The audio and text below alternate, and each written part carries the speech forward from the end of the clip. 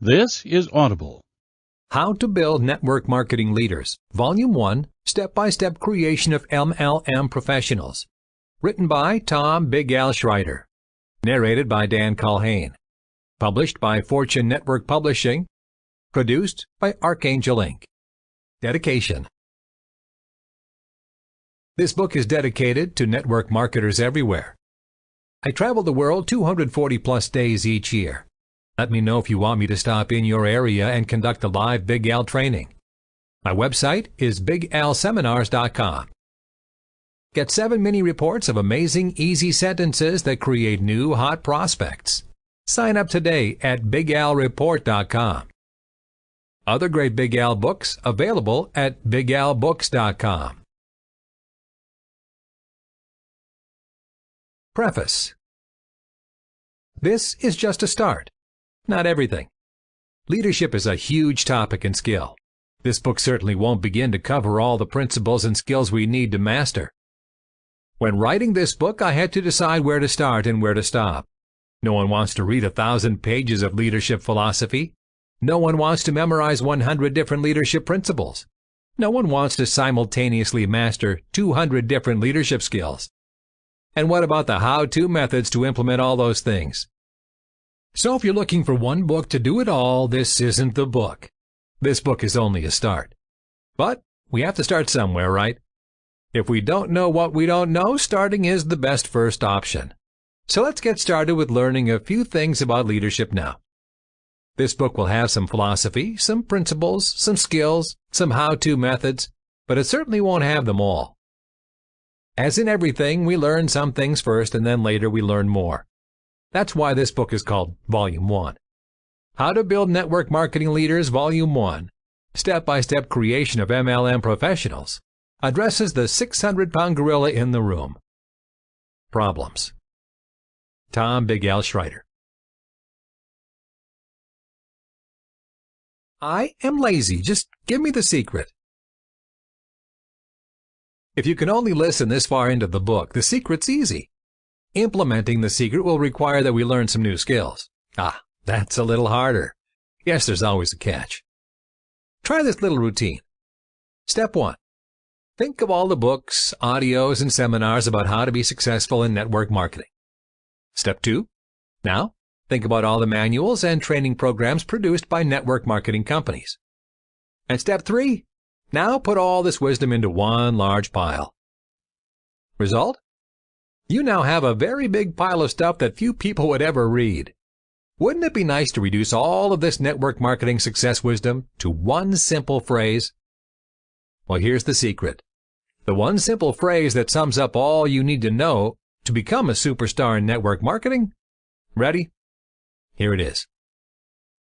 To be successful in network marketing, all you have to do is build leaders and make them successful. That's it. That's the total essence of that enormous pile of wisdom. Leaders make your life easy. Leaders make you financially secure. And leaders are rare. Ask a network marketer if he has leaders in his group and he'll reply, "Oh yeah, sure I do. I've got a few really good people." Well, here's the misconception. Really good people are not leaders. They're only really good people. A leader is much more than a good worker, a good recruiter, a good producer. A network marketing leader is someone who gets the most out of new distributors and helps them become more than they become alone. Will make sure his or her distributors order products at the end of the month. A network marketing leader is someone who never complains to downline distributors. Never complains or whines to the upline sponsor or to the company. Has his or her own goals. A leader conducts the regular opportunity meeting for you when you're away. Make sure the hotel room is taken care of, the product display is set up, and the meeting starts on time. Is in personal control of his attitude and doesn't let outside influences control his success.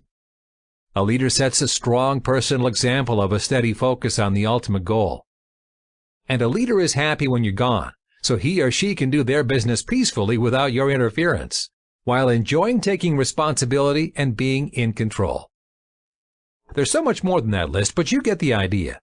Leaders are rare, very, very rare. How rare? Counting real leaders. Well, if you have one real leader in your group, you're financially fortunate. If you have 2 real leaders in your group, you're very rich, independently wealthy. If you have 3, 4, or 5 real leaders in your group, you probably miscounted. Leaders are just that rare. Leaders are how you measure your success in network marketing. Distributors come and go, sort of like sand washing on and off the beach. They don't have that 100% commitment to their networking business. Distributors think, well, I'll try this company for a while, and then maybe I'll try this company for a while, then maybe I'll watch television for a while, and if the bonus check's too small, I'll quit. Distributors have spent their whole lives learning to quit. They quit school, they quit their jobs, they quit exercising, they quit their New Year's resolutions, they quit their marriages, they quit their diets. Let's face it, most people are professional quitters. Now, that's not entirely bad. Quitting our job or quitting watching television at night might be appropriate. Since these people come and go, you can't really build your group strictly on distributors. You need leaders. Disasters? If the press unfairly reports on your business, you might lose some uncommitted distributors. If a temporary product shortage occurs, more distributors will retire to mindless browsing of the internet and watching cable television. If the company adjusts a few policies and procedures, a few more distributors will exit because they fear change in their lives. However, none of these disasters will affect your leaders. Your leaders will continue to recruit, build, and motivate their downlines. Okay, having 1 or even 2 leaders may sound really great, but how do you build or find these rare, motivated, loyal potential leaders? You'll want to locate a potential leader who works so well in your absence that you'll have plenty of time to build a second leader. Let's talk about the counterfeit leader syndrome. Some people think they have leaders or potential leaders, but they really don't. Back in the early 80s, a couple of large network marketing companies went out of business. Some of their distributors had over 50,000 people in their downlines. Since their network marketing company was defunct, many of these leaders with large organizations went looking for another networking opportunity. They'd approach a distributor with another company and say, I'm looking for a sponsor to get into your network marketing company. I'd like to join your company. I just came from this network marketing company that went out of business and I had 50,000 folks in my group. Well, the sponsor got all excited. Wow, this guy's going to join. He has 50,000 distributors in his group. I'm going to be rich. I'm going to retire. I'm going to go to Hawaii. Maybe to Hawaii by slow freighter. So, the leader joins. What the sponsor didn't realize is that the group didn't really have loyalty to this so-called leader. He never really helped them. He didn't do any favors for them. There was no relationship. Out of the 50,000 people in his organization, 40,000 retired from network marketing. They didn't want anything more to do with it. Out of the remaining 10,000, about 9,000 of them didn't even know this so-called leader existed. Out of the remaining 1,000, about 950 knew and hated this so-called leader. Out of the remaining 50 distributors, about 45 just weren't sure if they wanted to join.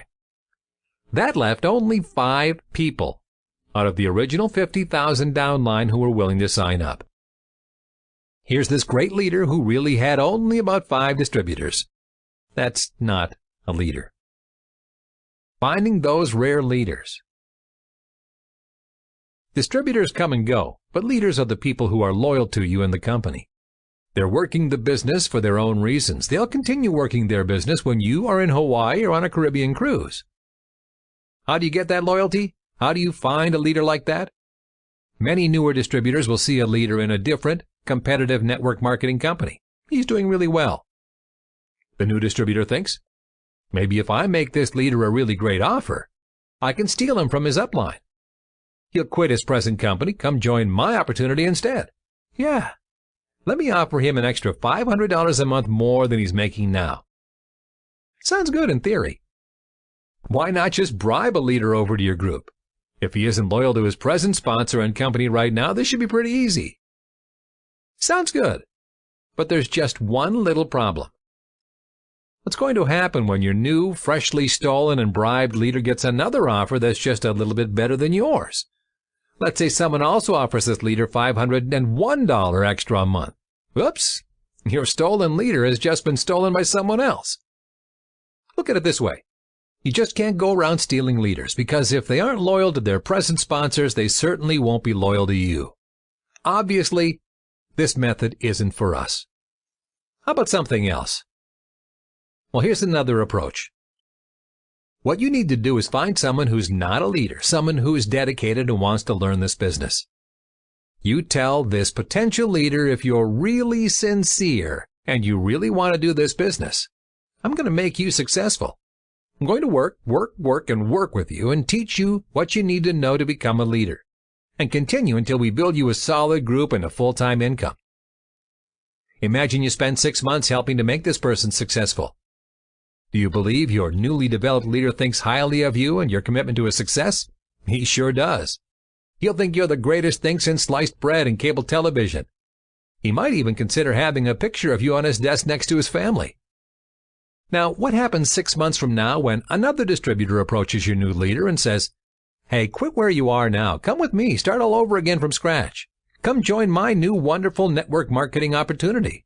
I know you don't know me and I just contacted you now. And I don't normally steal leaders from other groups, but I'll be around to help you, trust me."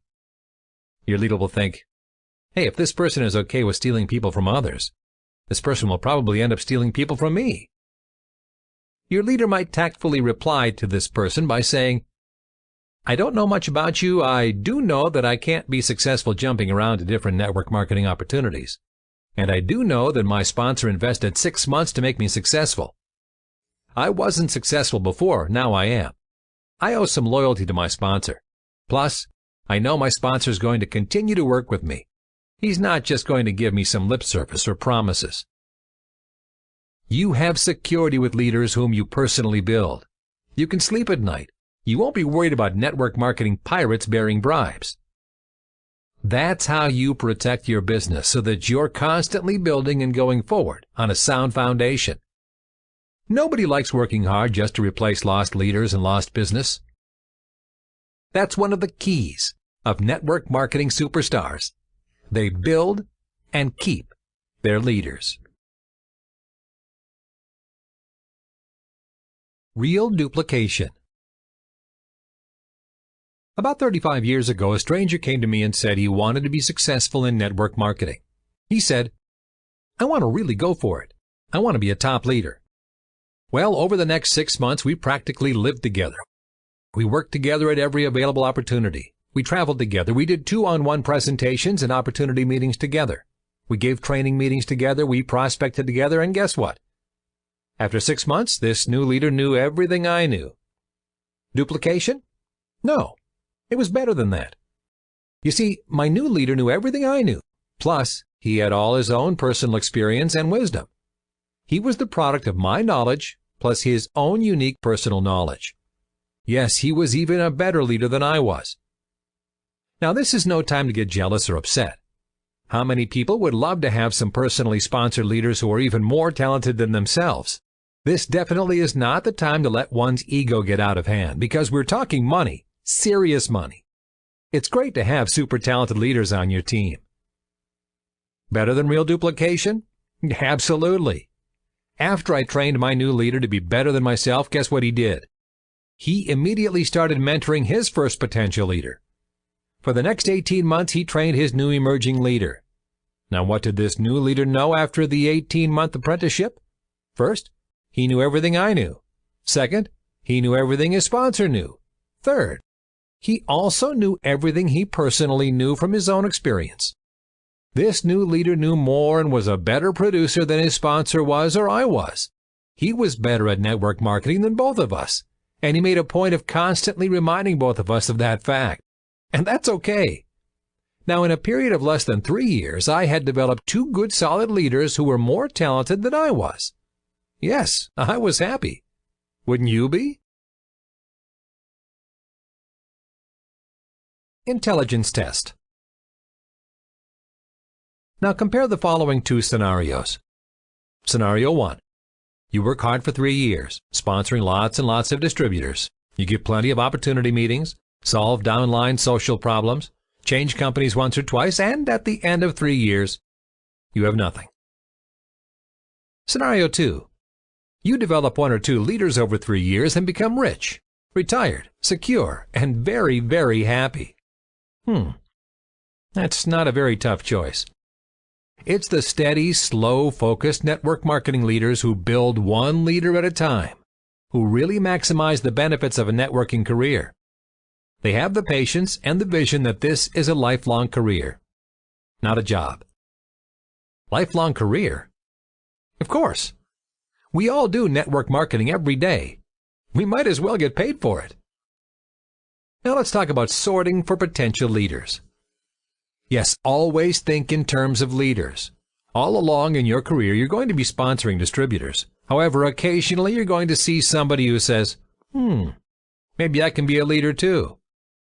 Helping this person become a leader will require a lot of work and a lot of time. We can't afford to spend 6 months or 1 year with a pseudo-leader. We want to be almost certain this potential leader prospect is serious. After all, who wants to waste 6 months of his life on an unqualified prospect? That would be 6 months of your life that you would never get back. Time is a valuable asset. The sincerity test. How can we test for sincerity and commitment? Well, here's one way. Ask your potential leader, how do you feel about this business? Then listen. There are 3 types of commitment. Pay close attention. It could save you months and months of wasted time. The first commitment is when a prospect says, well, I'll try. This is the weakest form of commitment. This is the commitment that creates temporary distributors. The second type of commitment is when the prospect announces, I'll do the best that I can. This is much better. Many of our best distributors make this commitment. And finally, there's the third type of commitment, when the prospect promises, I'll do whatever it takes. Our potential sales leader will make this type of commitment, and this is only their first step. It'll take a lot more for them to actually become a leader. But if they're unwilling to make this first step, you might want to save your time for someone who deserves and needs your time more. So imagine your distributor answers, this business sounds pretty good. I'm ready to give it a try. When your distributor says that he'll try it, what does that mean? Does it mean if he doesn't get a check tomorrow, or if the check is not directly deposited in his bank, he'll quit? Does it mean he's going to work for a few weeks, and if he's not lucky, he'll try something else? Maybe he'll try the state lottery. Your distributor is saying this. I'll try it. It seems to be convenient. It doesn't appear to require much work. Press a little harder for a commitment, and you'll hear this distributor say, are you telling me I actually have to go to opportunity meetings? I already know how they end, and use the product? Well, why should I have to use the product? I just want to sell it. Or, why do I have to go to training? I just want to be rich. Isn't there a shortcut? Basically, we're talking about a distributor here with the lowest level of commitment. This is not a potential leader. A better commitment? Let's ask another distributor, how do you feel about this business? Then listen. He replies, I'll do my best. Pretty good commitment, isn't it? You'd like one of your distributors to approach you and say, yes, I want to be a leader and you have my commitment that I'll do my very best. And you know what? This distributor will do his very best. Now, if his best isn't good enough to make it to the top, to become a leader, what happens? Your distributor says, well, I did my best, I gave it my best shot, it just didn't work out. It just didn't work out. Ouch. That's not what you want to hear after a 6-month investment in your potential leader. He gave his best effort, he worked hard. This is just a pretty good commitment, but that didn't make him a leader. What you actually had was a really good distributor. Nothing wrong with that. We all love good, committed distributors, but the commitment level of, I'll do my best, is not enough for you to risk 6 months of day-to-day mentoring. You're going to want an even higher commitment before you take on a leader trainee. Real commitment. Let's ask another potential leader. How do you feel about this business? Then listen. He replies, I'll do whatever it takes. Now that's the kind of commitment you're looking for. This is the kind of commitment that can withstand hurricanes of negativity and the rejection of friends, relatives, and coworkers. This potential leader will respond to challenges with the spirit of total commitment to his goal. When a bunch of friends says no, he simply says to himself, well, I'll just talk to some more people. When his entire warm market rejects him, he says, maybe I need to do some more work on my presentation and communication skills. When competitors try to steal your potential leader into their programs, he says, "It's not your program or my program that'll make me rich. It's my personal effort and effectiveness that will make me rich. I'm staying with my mentor until I succeed." What a difference a total commitment can make. These are the rare individuals we like to invest in, to develop them into true leaders. Remember, it only takes one leader to make you financially fortunate. And if you develop 2 leaders, then you're rich beyond your wildest imagination. And if you think you have 3, 4, even 5 leaders, well, you probably miscounted. Leaders are rare. So don't spend 2 years or even 20 years treading water. You'll just be exhausted. You'll just be frustrated, and you'll never make any permanent progress in your business. Instead, invest your precious time in network marketing into developing leaders. Where do I find leaders? And how do I develop them? What do I teach them? These are important questions. Everyone wishes for a massive organization and more leaders in their group. Life would be wonderful. The bonus checks would be too heavy to carry, and we could watch cable television 24 hours a day.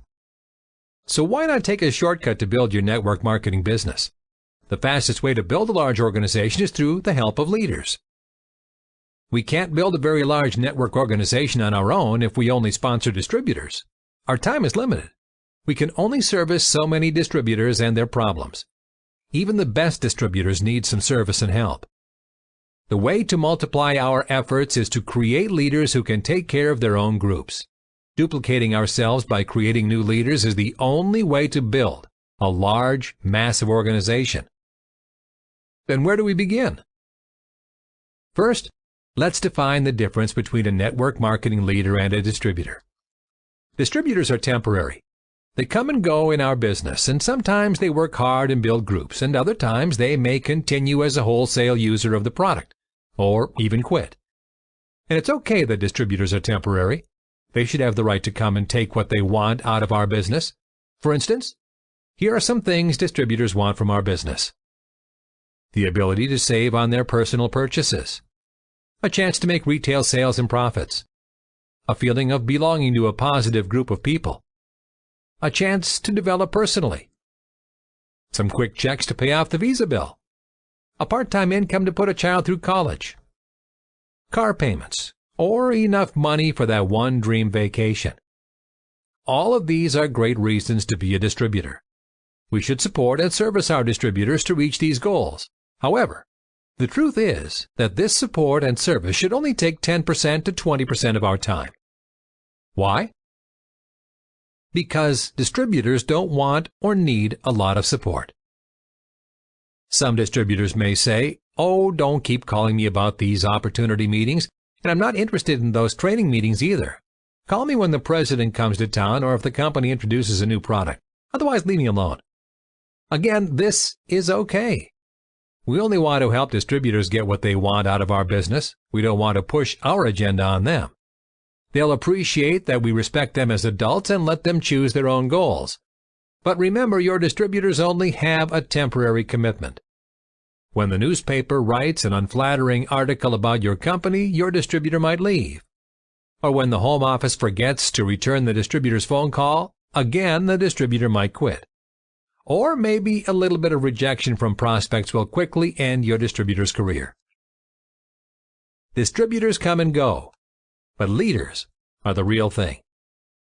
Okay, we all know that leaders are more important than distributors. Most distributors are temporary and have a temporary commitment towards your business, and that's not bad. Like all of us, they're going to take what they want and then get on with their lives. But leaders are going to stay with you and your business for a long time. So which would you rather have? One leader or 100 distributors? That's easy for us to answer. One leader. However, you might be thinking, yeah, having one leader is great, but maybe 100 distributors would give me some pretty good bonus checks. The problem is that we'll have to replace those 100 distributors as time goes on, and instead of building this residual income that we talk about, we end up with just a full-time job replacing distributors. When we focus on leaders, it changes how we build our business. People always ask me, what's the secret to success in network marketing? I have a quick, short answer that I've used for years. You probably remember it from the beginning of this book. To be successful in network marketing, all you have to do is build leaders and make them successful. In other words, if you had a choice to go out and do a retail party to sell some skincare or vitamins or whatever, that's nice, but that's probably a job. That's not building the type of residual income you want. While this activity is part of your business, this activity will not be the fastest route to your goal of becoming a leader. You have to think differently if you're going to build a large and successful downline organization. You're going to carefully focus on which activities you do because you want to be a leader quickly. I'll show you the difference. Many years ago, I flew over to England to start a downline. I arrived and a friend of mine, John Church, met me at the airport. Because I had a relationship with John, he had already committed to becoming a distributor, even though he had no details. As I walked off my plane, John's waiting for me. He has his first prospect with him, a man named Brian. Well, I gave a horrible jet-lagged presentation and Brian joined. He didn't join because of my presentation. He joined because he was a friend of John Church. Relationships do make a difference. John Church and I then proceeded to drive towards his home so I could get a bit more sleep. Before we arrived at John's home, his mobile telephone rings. It's his new distributor, Brian. Brian says, I have a contact about 8 hours away in Scotland, and I'd like if you could go talk to him. I just hung up the telephone with him, and he said he may or may not be interested, but he'd take a look at the business if you drive up to meet him. He'll come 2 hours closer if you'll drive the other 6 hours. John looked at me and said, 8 hours? I replied, tell Brian that's no problem. We're on our way. Just give us directions. Well, I didn't get that nap I wanted. Instead, John and I just kept driving to Scotland. Along the way, John said, are you crazy? We're driving 6 hours for someone who might not even show up? I said, that's okay. John gasped. What do you mean it's okay? 6 hours up and 6 hours back, and this semi-committed prospect might not even show up? I explained my position. John, we're not going there to give a presentation. We're going there to support Brian. We want to let Brian know that because he wants to be a leader, we're going to help him to the ends of the earth no matter what, until he becomes a leader. It's irrelevant whether this prospect shows up or not. It's no big deal. We're driving 6 hours to show our commitment to Brian. That's the difference in focus I'm talking about. Because we're focused on building a leader, our activity changes also. We'll concentrate on different tasks and take different viewpoints on situations than other networkers because we're building leaders. The above example with Brian and John will also change how you feel about failure when somebody doesn't show up at a meeting, or a lot of guests don't come. You'll have less stress and more focus because you're thinking, the reason I'm doing this meeting is to develop this person into a leader. This helps us focus on what we're doing because we know why we're doing our present activity. This focus and understanding helps us move forward in our business, and we make progress. So that's what I mean by changing what you do to build leaders instead of lots of less important activities which can take up your day. Now, earlier, I asked if you would rather have one leader instead of 100 distributors. I'm sure you chose one leader. But just in case you're still skeptical, consider the following example. Generals make a difference. Imagine that you're the supreme dictator of your own country. That's a pretty good job, and you have your own army with 5 loyal generals. You also have 100,000 infantrymen. Of course, the generals represent leaders, and the infantrymen represent distributors in case you're not following this analogy. What happens next is that one night, I sneak across enemy lines and attack your army. I use my pink belt in karate and go chop, chop, chop, and I beat up all 100,000 of your infantrymen. The next morning you wake up and you have 5 generals remaining. All of your infantrymen went home to their mothers for sympathy. Now here's the important question. With only 5 generals left, could you rebuild your army? Of course you could. That's the importance of leaders. When things go bad and everyone abandons ship, you can still rebuild your organization if you have loyal leaders. What if the opposite happened? What if I were to sneak across enemy lines and kidnap your 5 generals? What would happen then? The next morning you wake up and all you have remaining are your 100,000 infantrymen with no leadership or direction. They start marching in circles, firing inward, stepping in latrines, and getting lost. It's a total disaster. So as you see, generals are everything. Some networkers build leaders. Other networkers are just busy. That explains why some networkers can work for a few years and finally retire from their business. These networkers focused all their activity on building leaders. The other networkers, the ones that were just busy, well, they're still just busy. If you're not convinced that building leaders is important by now, well, I don't know what else I could say. Okay, let's get some leaders. We need a step-by-step plan.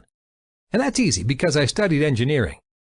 If you're not familiar with engineers, we need a step-by-step plan for everything. That's why we find it hard to dance without blueprints and instructions, and no one has given us the complete rule book on matching clothing. Thus, our fashion tastes are different. For instance, when engineers walk, we have a plan. We're thinking left foot, then right foot, left foot, then right foot, etc. Anyway, back to our detailed plan. We're going to create our master plan in 3 easy steps. By mastering each step one step at a time, we'll end up with an organization of leaders. Here are the steps to master. Step 1, define what a leader is. Step 2, how to find leaders. And step 3, what to teach leaders. Step 1. Define what a leader is. Before we go looking for leaders, wouldn't it be a great idea to know what a leader looks like? It's a lot easier to find somebody if we know what he looks like. On a recent teleconference training call, I asked the group, does anybody on tonight's call have a good definition of what a leader is? The answers were, someone who's willing to step up and help encourage others. Someone who makes sure that he gets done what needs to be done. Somebody who's coachable. Somebody who's good with people, a good communicator. Someone with a vision. Someone who wants to learn and wants to succeed. And someone who commits to taking the action that's required to make it to the top. And that was the list. The rest of the callers were silent. I don't think they ever thought about this question. I can't imagine how they looked for a leader if they never even knew what a leader looks like. What's my definition of a leader? I have 3 definitions of a leader. These aren't the only 3 definitions. They're not all inclusive. These are just 3 starting definitions to give us an idea of what we're looking for. The first definition I heard is from a man named Tracy Dietrich in Dallas, Texas. He says that leaders are professional students of the business. In other words, leaders actually read the sales manual that came with their distributor kit. By this definition, everybody reading this book would be a leader. We are students of network marketing, always looking for new ideas and information. Leaders listen to audio trainings, read books, go to meetings, and whenever they can, they attend company conventions. You'll see leaders hanging around with the active leaders hoping to pick up a good idea. I like this definition. It makes it easy to spot leaders. Just go to any training meeting and you'll see the chairs full of leaders. Leaders want to learn. Sounds good, but what's my second definition of a leader? This definition is a little harder to explain, but easy to observe. Imagine that you decide to take a vacation to Hawaii. You're going to miss your local weekly opportunity meeting. Somebody will have to conduct your weekly meeting. A leader conducts the opportunity meeting, makes sure the product display is there, pays for the room, and assumes the responsibility to make sure that everything runs smoothly. And you don't have to call from Hawaii to see if it was done. In other words, you're on vacation, and you don't have to worry or check on anything. This leader was glad you left town, so he could take the responsibility. This is a pretty good definition of a leader. He's someone who does his business without your constant motivation and checking. He's someone you don't have to worry about. The third definition of a leader is the toughest, though. This definition separates the so-called leaders from the real leaders, and here it is. A leader is someone who handles problems. Let's say there's a problem in the downline. Mike didn't get his order, or Mary talked longer than Al, or there was some bad news in the local press, whatever. A leader handles the problem. Your leader will call the home office to trace the order. We'll help Al understand why Mary talked longer, or support and counsel a devastated distributor who is upset over some bad publicity. The leadership test is this. Will the problem filter upline to you? If you have a distributor you think is a leader, but the distributor is still passing problems up to you, this distributor doesn't qualify to be a leader. This is a tough test, but it separates leaders from the crowd. Now we have 3 clear descriptions of a leader. We know exactly what we're searching for. Now that we have a really good grip on what a leader is, the next question in your mind should be, Step 2. How do I find leaders? Step 2. How do I find leaders? That's simple. There are only 2 ways to get leaders. The first way to get leaders is to steal them. We talked about that earlier, how a new distributor thinks, maybe if I make this leader a really great offer, I can steal him from his upline. He'll quit his present company and come join my opportunity instead. Yeah, let me offer him an extra $500 a month more than he's making now. Ouch. If this leader can be bought once, this leader can be bought again. So we could steal leaders, but the problem is that we will only end up with temporary leaders. This means we would have a job for the rest of our lives replacing leader after leader, wouldn't we? This isn't what we're looking for. You see, a lot of distributors advertise for leaders. They try to persuade leaders to join them with the newest hot deal because it costs 1/10 of a cent less or it pays 1% more. But what happens when someone else charges 2/10 of a cent less or pays 2% more? That temporary leader is gone. Plus, leaders usually aren't sitting around the house unemployed answering ads from desperate sponsors. They're not waiting. They're out doing something. It's a full-time job replacing temporary leaders. It's not really building a permanent, loyal network marketing organization. Let's save time and eliminate further discussion about stealing leaders because that's not really what we want to do. We want permanent income. So what is the second way to get leaders? The second way to get leaders is to build them from scratch. In other words, we're going to find a distributor who is not a leader now. Then we're going to teach him exactly how to become a leader. But there is a challenge. If this distributor is not a leader now, he's going to look exactly like any other temporary distributor, right? So what does a leader look like? Let's talk about the profile of a leader. At a leadership event, I asked all the leaders to stand up, look around at the other leaders, and see how many of the other leaders were like them. After looking around, the leaders couldn't find anyone else like themselves. The lesson? Don't spend too much time trying to get people to be like you, to act like you, to do exactly the same things that you do, etc. It's okay to have leaders who are not carbon copies of yourself. Allow them the freedom to conduct their business their way. One system will not fit everyone. Having a system is great. Most new distributors want a system. Just remember that one size doesn't fit everyone. So what do we look for? How do we know who to build into a leader? How do we avoid wasting time building the wrong person who will never become a leader?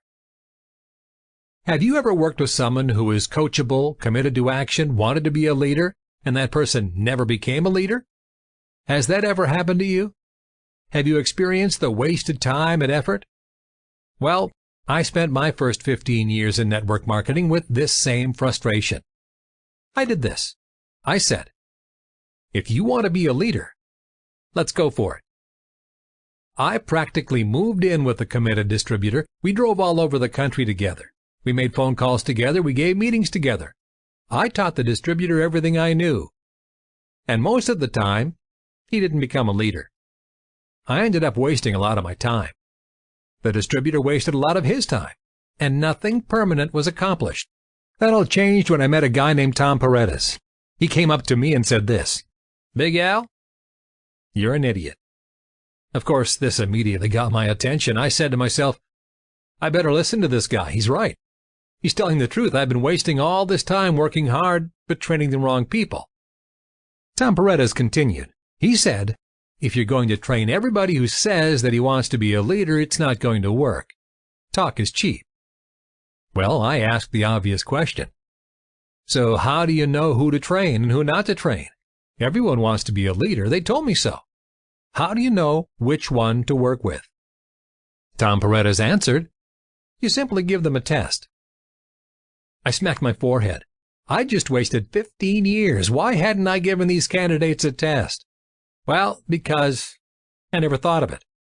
There's an old saying that goes like this: don't believe what people say, only observe what they do.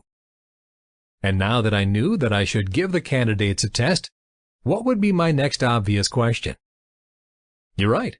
What kind of test should I give them? Again, Tom Paredes had a simple answer. He said, you give them a book. Tell them to read the book and that you'll check back with them in 3 days to discuss the book. Now, it all made sense. Imagine that you were in a business and you sponsored me. I said that I wanted to learn how to become a leader, so you tell me, Big Al, here's a book that's really going to help you build your business. I know you want to be a leader. Today's Monday. Why don't we get together on Thursday and discuss what's in this book? I'll show you how you can use the principles in this book in your business. Of course, I'll thank you for the book and say that I'm looking forward to our Thursday meeting. Well, Thursday comes and you call me. I start making excuses over the telephone and say, well, I couldn't read the book on Monday because that's when Monday Night Football comes on television, and then on Tuesday I had to work overtime on my job, and Wednesday night's family night. That's when the family goes out and I can watch television in peace. So I really haven't read the book yet. Well, what would that tell you about me? That says, hey, if I can't put forth enough effort to read the book, what chance is there that I would put forth enough effort to take guests to meetings, to go to other trainings and listen to audios, to drive to conventions, to put up with problems and challenges on my way to the top? This doesn't mean that I'll always be a non-leader. It just means that at this time in my life I'm not willing to make a commitment. It doesn't mean I'm a terrible person. It just means that, hey, I'm not going to put forth the effort to learn to be a leader right now. It's important that we give this test before we invest time in training a distributor to become a leader. If we don't perform this test, any time that we spend with an uncommitted distributor is wasted. We may be stealing time from somebody who desperately needs to be a leader. But what happens if you give me a book and the next morning I give you a call at 6 a.m.? I say, I know it's early, but I'm wired with excitement. I've highlighted the book and made an outline. I know it's 6 a.m., but let's get together for breakfast. If we hurry up, we can have breakfast at 6:30 and talk about this book before I go to work. What would that tell you? Ka-ching! We have a winner here. This is a simple test, but it makes all the difference in the world. By the way, I haven't mentioned which book to give as a test, have I? Of course, you can give them a Big Al book because they'll learn great network marketing skills. Any of my wonderfully written books would do. But it doesn't matter which book you give as a test. Why? Because it's only a test. You're only checking for action from your potential leader. Remember, almost everyone will say they want to become a leader, but talk is cheap. You have to check for that action commitment. So if you don't have a book handy, you can give them a National Geographic magazine, right? It doesn't matter. You're only checking for action. By the way, if you don't have a book or a magazine, what else can you give as a test?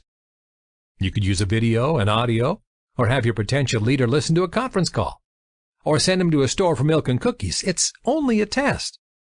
But if you don't have a book, an audio, or even a video, you might reconsider your leadership capabilities. Danger, danger, depression approaching. When you give your potential leadership candidates this test, I have to give you this warning. You might get depressed. After reading about this test, you'll want to grab a book and give the leadership test to your brother-in-law, your friends, and your best distributors. You might expect too much from these people. Let me tell you a story about a friend of mine in Canada. He was doing pretty well with his business, but after he heard about this leadership test, he went out and gave this test to some of his distributors. He called me a year later and said, I took your advice last year and I gave my best distributors the leadership test. I gave them all a book. Here's what happened. All of my so-called potential leaders flunked. I felt really bad and totally depressed. Then here's what I did next. I gave this same test to a bunch of second stringers. You know, the people who didn't drive as nice a car, didn't have as many contacts, didn't have as big of a vocabulary, didn't seem like the salesman, just ordinary distributor who weren't quite as good as my top people. Again, most of these second stringers failed. However, a few of these distributors passed the test, and I spent the last year working with them. It's been the most productive year of my life. I don't have to call these people to make sure they're coming to meetings. They call me to make sure that I'm going to be there. We have the most positive people at our opportunity meetings, people who are motivated, people who are going places. It's been a fantastic year. The reason I tell you this story is not because it has a happy ending. I tell you this story because here's what will happen after you read this book. You'll give this leadership test to a lot of your best distributors, and most of them are going to flunk. And then you'll say, I know my brother-in-law would really make a great leader, and the only reason he didn't read the book is whatever. And you'll start making up excuses for people who aren't ready to become a leader. Then you'll start investing time with really nice people who didn't pass the leadership test and won't become leaders. That's bad for business. So be prepared for some disappointment. Don't take the results personally. You're only looking for distributors who pass the test and are willing to invest action to back up their words. Don't invest leadership training time with distributors who don't pass the test. Let me give you an example of the conversations you'll have with distributors who don't pass the leadership test. The distributor says, I've been working this business for 3 months now and I'm just not making any money. This business doesn't work. Big Al replies, strange. This business seems to work for some, and if this business works for some and doesn't work for others, then maybe the business isn't what makes the difference. There must be some other factor. Well, the distributor says the products are too expensive. That's why I can't make this business work. And Big Al says, strange. I think that everyone in our company has the same products. I don't think any of the leaders get a special set of products with special prices. The leaders get the same products as the other distributors. I don't think the products are what makes a difference in your business. And the distributor says if the compensation plan paid better, it'd be easier to get prospects to join. Why doesn't the company pay out more money on personal enrollments? Big Al again says, strange. I think the leaders have the same compensation plan as the other distributors. And the distributor replies, so what are you trying to say? Are you saying that it's my fault? Are you accusing me of not being a leader? And Big Al says, well, let's see. Is it okay if I ask you a few questions about how you're attempting to build your business? Distributor says, sure, go ahead. Big Al says, when you give presentations to prospects, do you know the 3 reasons why prospects make the decision to join? The distributor thinks about it. 3 reasons. Well, I guess I really don't know that one. I'm not sure what the 3 reasons are that determine the prospect's decisions. And Big Al says, well, when talking with prospects, do you address the 3 questions prospects need to know in order to make an intelligent decision to join or not to join? 3 important questions, huh? The distributor says, no, I don't think I'm familiar with them. Maybe I don't answer those questions in my presentation. And Big Al says, well, when you give a presentation, what's the first sentence you use to get the prospect to lean forward instead of leaning back? The distributor says, well, I kind of make it up as I go. I'm not really sure what first sentence to use to get the prospects interested. But it really doesn't matter. I don't have that many appointments or presentations anyway. And Big Al says, not many presentations, huh? Then what 2 sentences do you use to get an appointment? If you use the right 2 sentences, you can get an appointment with almost 100% of the people you talk to. And the distributor says, okay, I don't have a clue. Maybe that's why I can't get appointments for a presentation. And Big Al says, you meet someone at a party. You think they might be a great prospect for your business. What simple 8-word question can you ask that will build trust? Distributor says, I don't know. And Big Al says, what 7-word question will create an interested prospect on demand? The distributor says, I guess maybe I might do better if I knew what to say and do. Big Al says, where's the best place to find good prospects? The distributor says, I wish I knew where to find good prospects. And Big Al says, well, how can you turn neutral prospects into good prospects? The distributor says, no idea. And so the conversation went. Frustrating, isn't it? A distributor wants to earn big bonus checks but won't invest the time and energy to learn the skills necessary to earn the big bonus checks.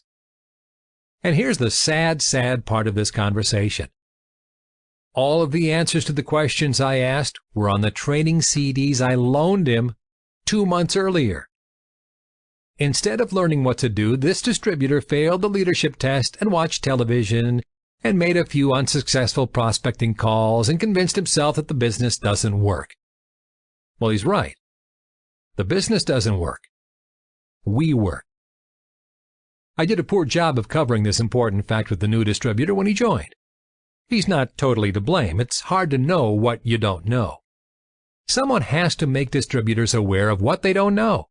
That's just one of our jobs as a leader. We can't assume that new prospects know everything they need to learn and master to become successful. But before you invest that time in training, make sure that distributor passed the leadership test first.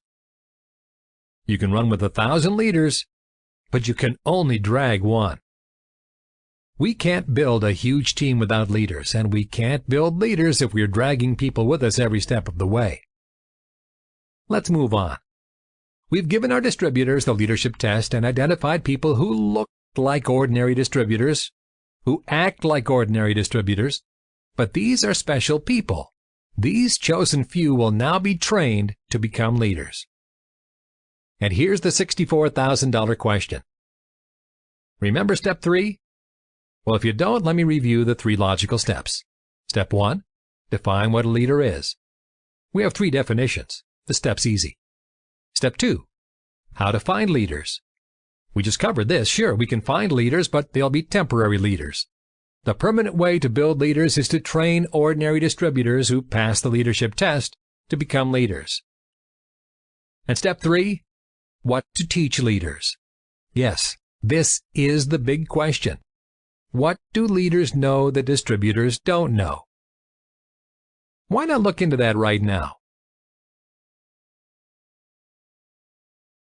Step number 3, what to teach leaders. Look at it this way.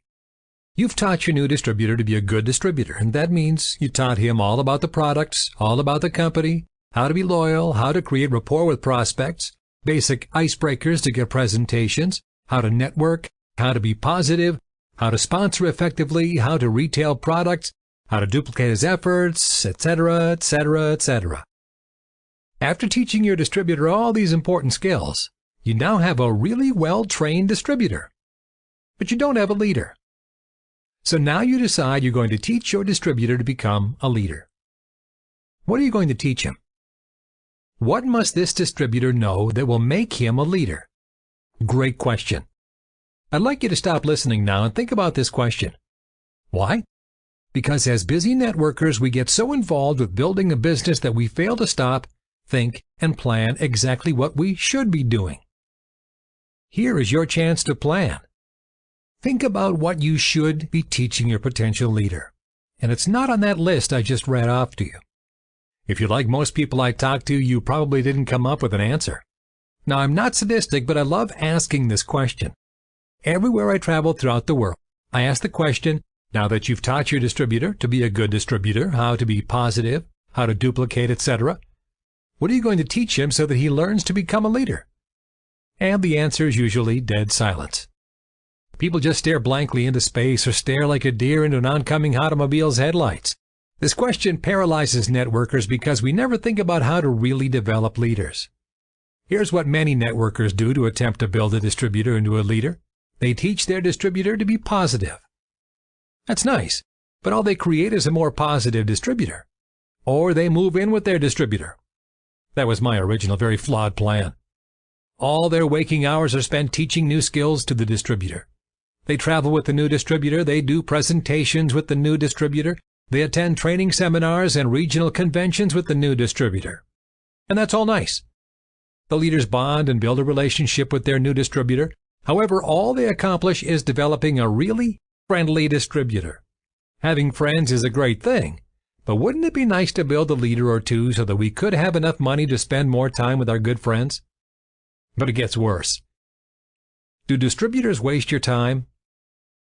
Has this ever happened to you? Have you said to yourself, this distributor would make a great leader.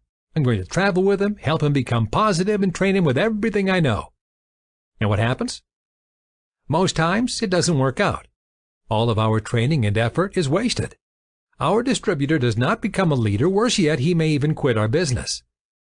And there you have it. 6 months, a year, or even more of your time wasted. All of our time and effort, and nothing to show for it. Not only did we waste our time, but we wasted our distributors' time too. Could we be teaching the wrong things? In order to know what to teach distributors to build them into leaders, we first must identify the true difference between leaders and distributors. What's the difference? Are leaders taller, more handsome, or more beautiful? Live in better neighborhoods? Drive different types of cars? Do they memorize presentations more accurately? Have outgoing personalities only, self-starters, or more focused and driven? Here's the real difference. The only difference between leaders and distributors is how they think. In every situation or problem, a leader will think differently than a distributor. Aha! So if we can train our distributor to think differently when problems, challenges, or situations arise, then we'll have a better trained leader. Great! Well, how are we going to do this? We'll make a list of problems, challenges, and situations, and write down 1, how a distributor would think, and 2, how a leader would think. Once we've completed our list, we'll start training our potential leader, the person who passed the original leadership test. When a problem, challenge, or situation arises, we'll take our potential leader aside and say, there are 2 ways to think about this, as a leader and as a distributor. Let me show you the difference. Then we'll methodically explain the difference between the 2 ways of thinking. A potential leader can't learn what he doesn't know. We must give him the knowledge so he can learn this new way of thinking. If we don't do this, your potential leader will never develop, will flounder aimlessly, and will attempt to learn and memorize all kinds of nice information that won't help him to become a leader. Your potential leader will become frustrated. Here's what happened to me. Back in 1974, I'd been in the business for a few years and desperately wanted to be a leader. A famous leader with our company came to town and said, I'm going to show all of you how to become leaders. Now I'm excited. So there I am sitting in the front row. Well, actually I'm in the second row because I don't want to be called on or volunteered for anything. The famous leader tells our group this: if you want to be a leader, be more positive. I'm sitting there thinking, could you be a little more specific? That doesn't help me at all. There's nothing tangible that I can grasp. I've been trained to be a good employee all my life. My teachers told me to get a good job. My employers say to work hard and I can get promoted to a better job. I think like an employee and you have to tell me exactly what to do. I left that meeting pretty frustrated. I didn't get the knowledge and information I needed to change. The worst part was that I didn't know what to change in order to become a leader. Do your potential leaders suffer the same frustrations? If they do, let's solve their frustration and teach them exactly how and what to think in every problem, challenge, or situation. The best way to show how this works is to give you some practical everyday examples that you can use right away. Let's get started. Imagine that you sell a product. You go next door and sell some product to your neighbor. You come back home, order the product from the home office, and it's on back order. If this happened to you, what would you think? Would you think, this is terrible, I took my neighbor's money and didn't deliver the products. He's really going to be mad at me, and then he'll tell everyone in the neighborhood that I'm dishonest. My reputation will be ruined. I'll never be able to show my face again. Everyone in the neighborhood is going to laugh at me. My company can't even keep the products in stock. This is a simple job. If the company can't even keep products in stock, well, they probably won't be able to pay bonus checks. They probably can't even hire and fire employees properly. In fact, I bet they don't even have employees, just a bunch of answering machines. The company's going to collapse, and Western civilization as we know it will collapse. I quit. Would you characterize this as leadership thinking or as distributor thinking? It's obvious. This is distributor thinking. And you'd get distributor results and a distributor-sized bonus check because of this thinking. Everyone has problems. Leaders and distributors face the same problems every day. Leaders don't become leaders because of lack of problems. They become leaders because of how they think and handle problems. Leadership thinking. How would the leader think when confronted with the exact same backorder situation? A leader might think, whoa, the product's back ordered. These products are so much in demand that even if my customers give me money, they still can't get the product. It's so exclusive and selling so well, the company can't keep the products in stock. My new customer is going to be so impressed, he'll probably order 2 or 3 times more product to make sure he can get some. That means 2 or 3 times more product volume for me, and 2 or 3 times the bonus check. Wow! I hope they bring on some more back orders. Yes! Would you characterize this as leadership thinking or as distributor thinking? Again, it's obvious. This is leadership thinking. And you'd get leadership results and a leader-sized bonus check because of this thinking. Here's what distributors don't know. It doesn't cost anything to change your thinking. Most distributors think, well, I'm stuck with one kind of thinking. There's no way that I can change it. This is the only way to look at situations. This I can't change my thinking viewpoint comes from years of conditioning from parents, teachers, friends, and employers. But this viewpoint isn't true. Of course we can all change our thinking, if we want to. But how do you convince your potential leader that he can change his thinking? With a story. Stories are the best way to change people's thinking. They're easy to remember, and your potential leader can see himself in the story. He can identify with the story. To help your potential leader see that changing one's thinking is possible, try sharing a story similar to this. Imagine that you're driving along one day and a red Ferrari automobile almost forces you off the road. The driver appears to be a young teenager and he's obviously speeding. How do you feel? What do you think about the driver? If your potential leader answers honestly, he'll say, I don't like that teenager. He's reckless and I almost had an accident. Someone should report him to the police and have him arrested. He's a danger to society. Later that day, you get a call from the hospital. It's from your son. Your son says, hi. Just wanted to let you know that the doctor said that I'm going to be okay. I fell off my bike and I suffered a serious cut. I could have bled to death, but fortunately a teenager in a red Ferrari was driving by. He picked me up and raced me to the hospital just in time. Now, ask your potential leader this. What do you think about that teenage driver now? If your potential leader answers honestly, he'll say, you're right. I did change my thinking, and it didn't cost me anything. The situation was the same, and you know what? I could have chosen to change my thinking about that teenage driver even if I didn't get that additional information. You're right, I can change my thinking anytime I choose. Now that your potential leader understands that he can change his thinking, you'll want to teach him this. Point out that there are 2 ways of thinking, leadership thinking and distributor thinking. 1. If you think like a leader, you'll get leader results and leader-sized bonus check. 2. If you think like a distributor, you'll get distributor results and a distributor-sized bonus check. Then give your potential leader a big dose of personal responsibility. Tell him, I'm not going to change your thinking. That's up to you. If you want distributor results, think like a distributor. If you want leadership results, think like a leader. It's strictly up to you which results you want. Pick the results you want in life, and then you'll know what type of thinking to choose. This is a big step, but this is the only way you can effectively build a leader. Because if you don't do this, you're going to spend a lifetime fixing all their problems, answering all their questions, holding their hand, and trying to remotivate them after every challenge. Okay, so what exactly will I teach them? Let's make this concrete here. First, write down all of the everyday problems you encounter in your business.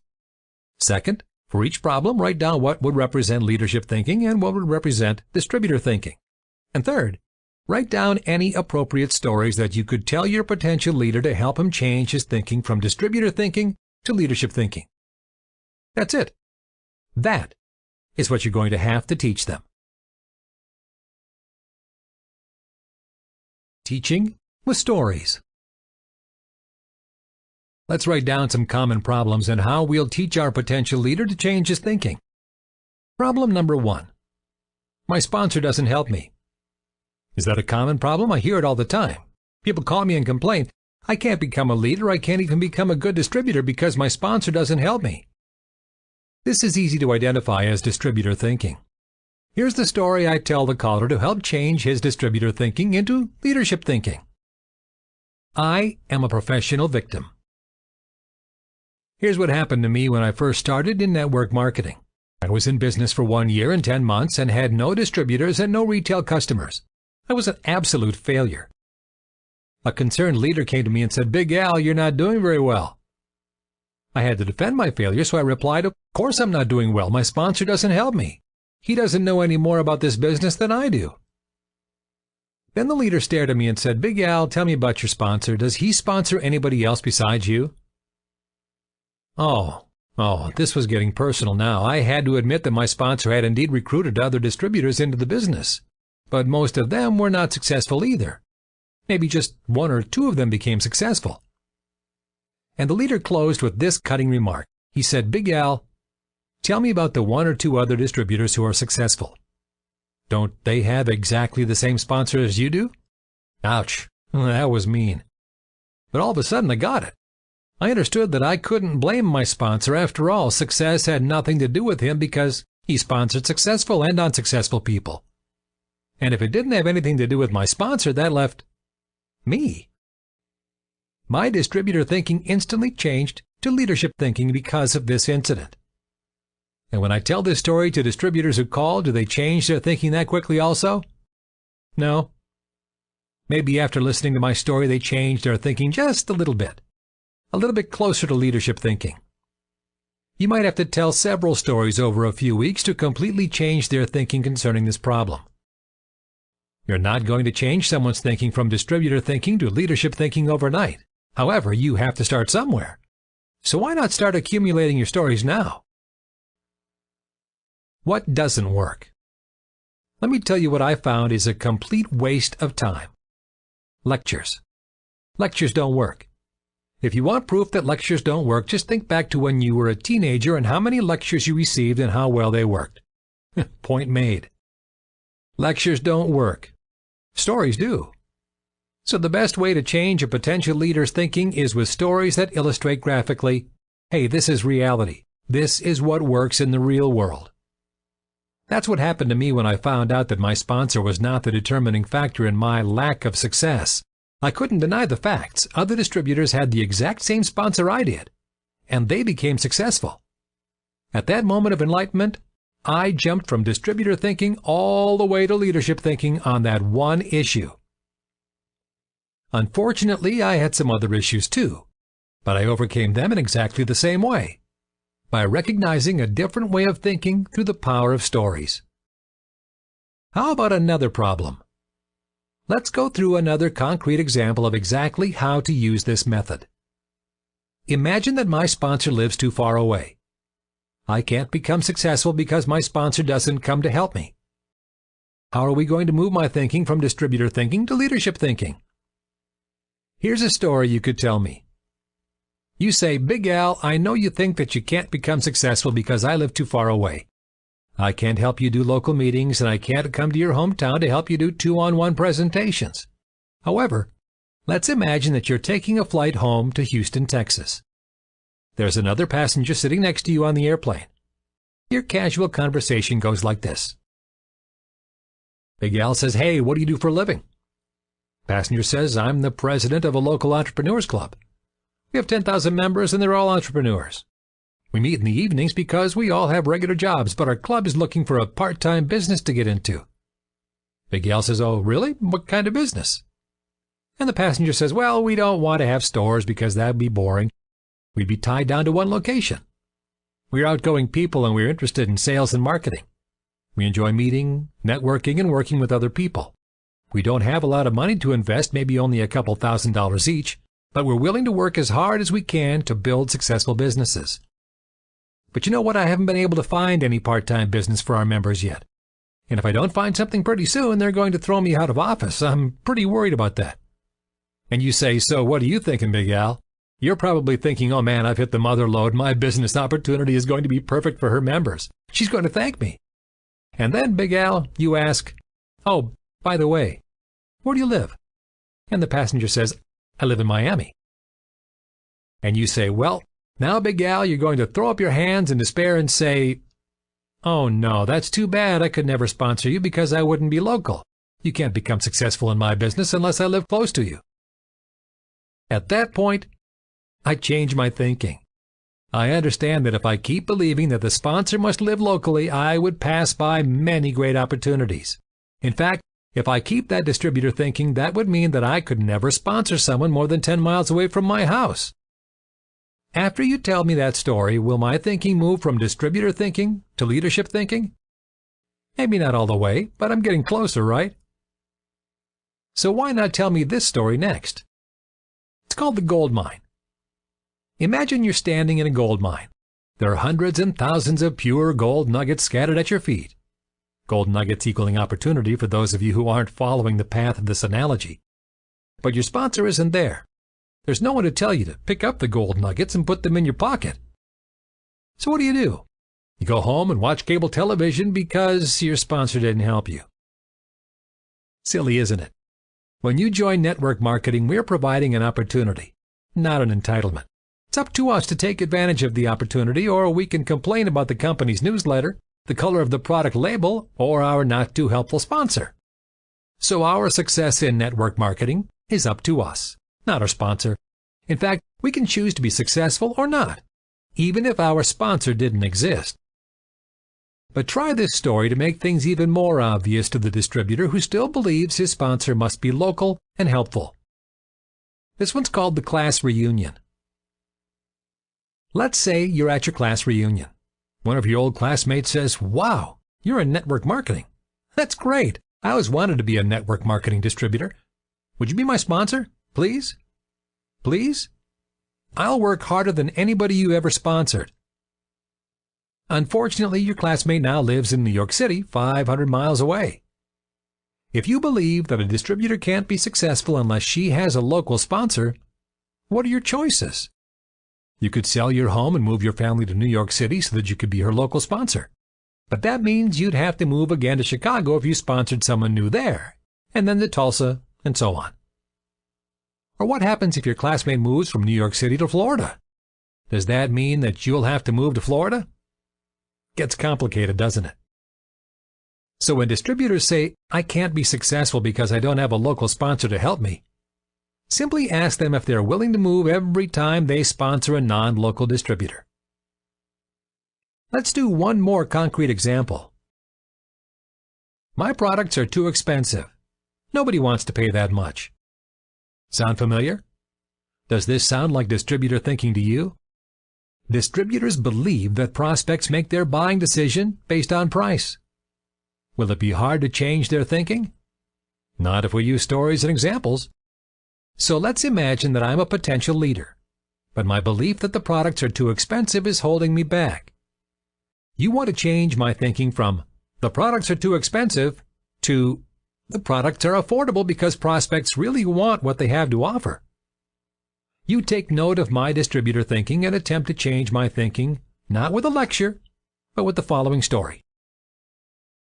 Big Al, I know you think that the products are too expensive. You could be right. But I think a lot of people buy for convenience, quality, comfort, extra features, or prestige. Most people will pay more for products when they can get this extra convenience, quality, comfort, extra features, or prestige.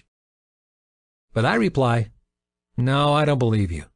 People buy because of price. They want to save money and will buy the least expensive products they can. So you tell me, Big Al, you could be right. Maybe a lot of people go out and buy the least expensive products. I don't know. Let's go and find out, okay? You take me outside and we stand on the street corner. You ask me, Big Al, what's the cheapest automobile you can purchase? I think for a minute and say, mini Kia automobile? That's the least expensive car you can get. It has 4 wheels and a steering wheel, and it'll get you from point A to point B. And then you say, let's stand on this street corner.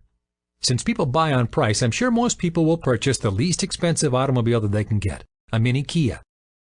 I bet we'll see a lot of mini Kia automobiles drive by.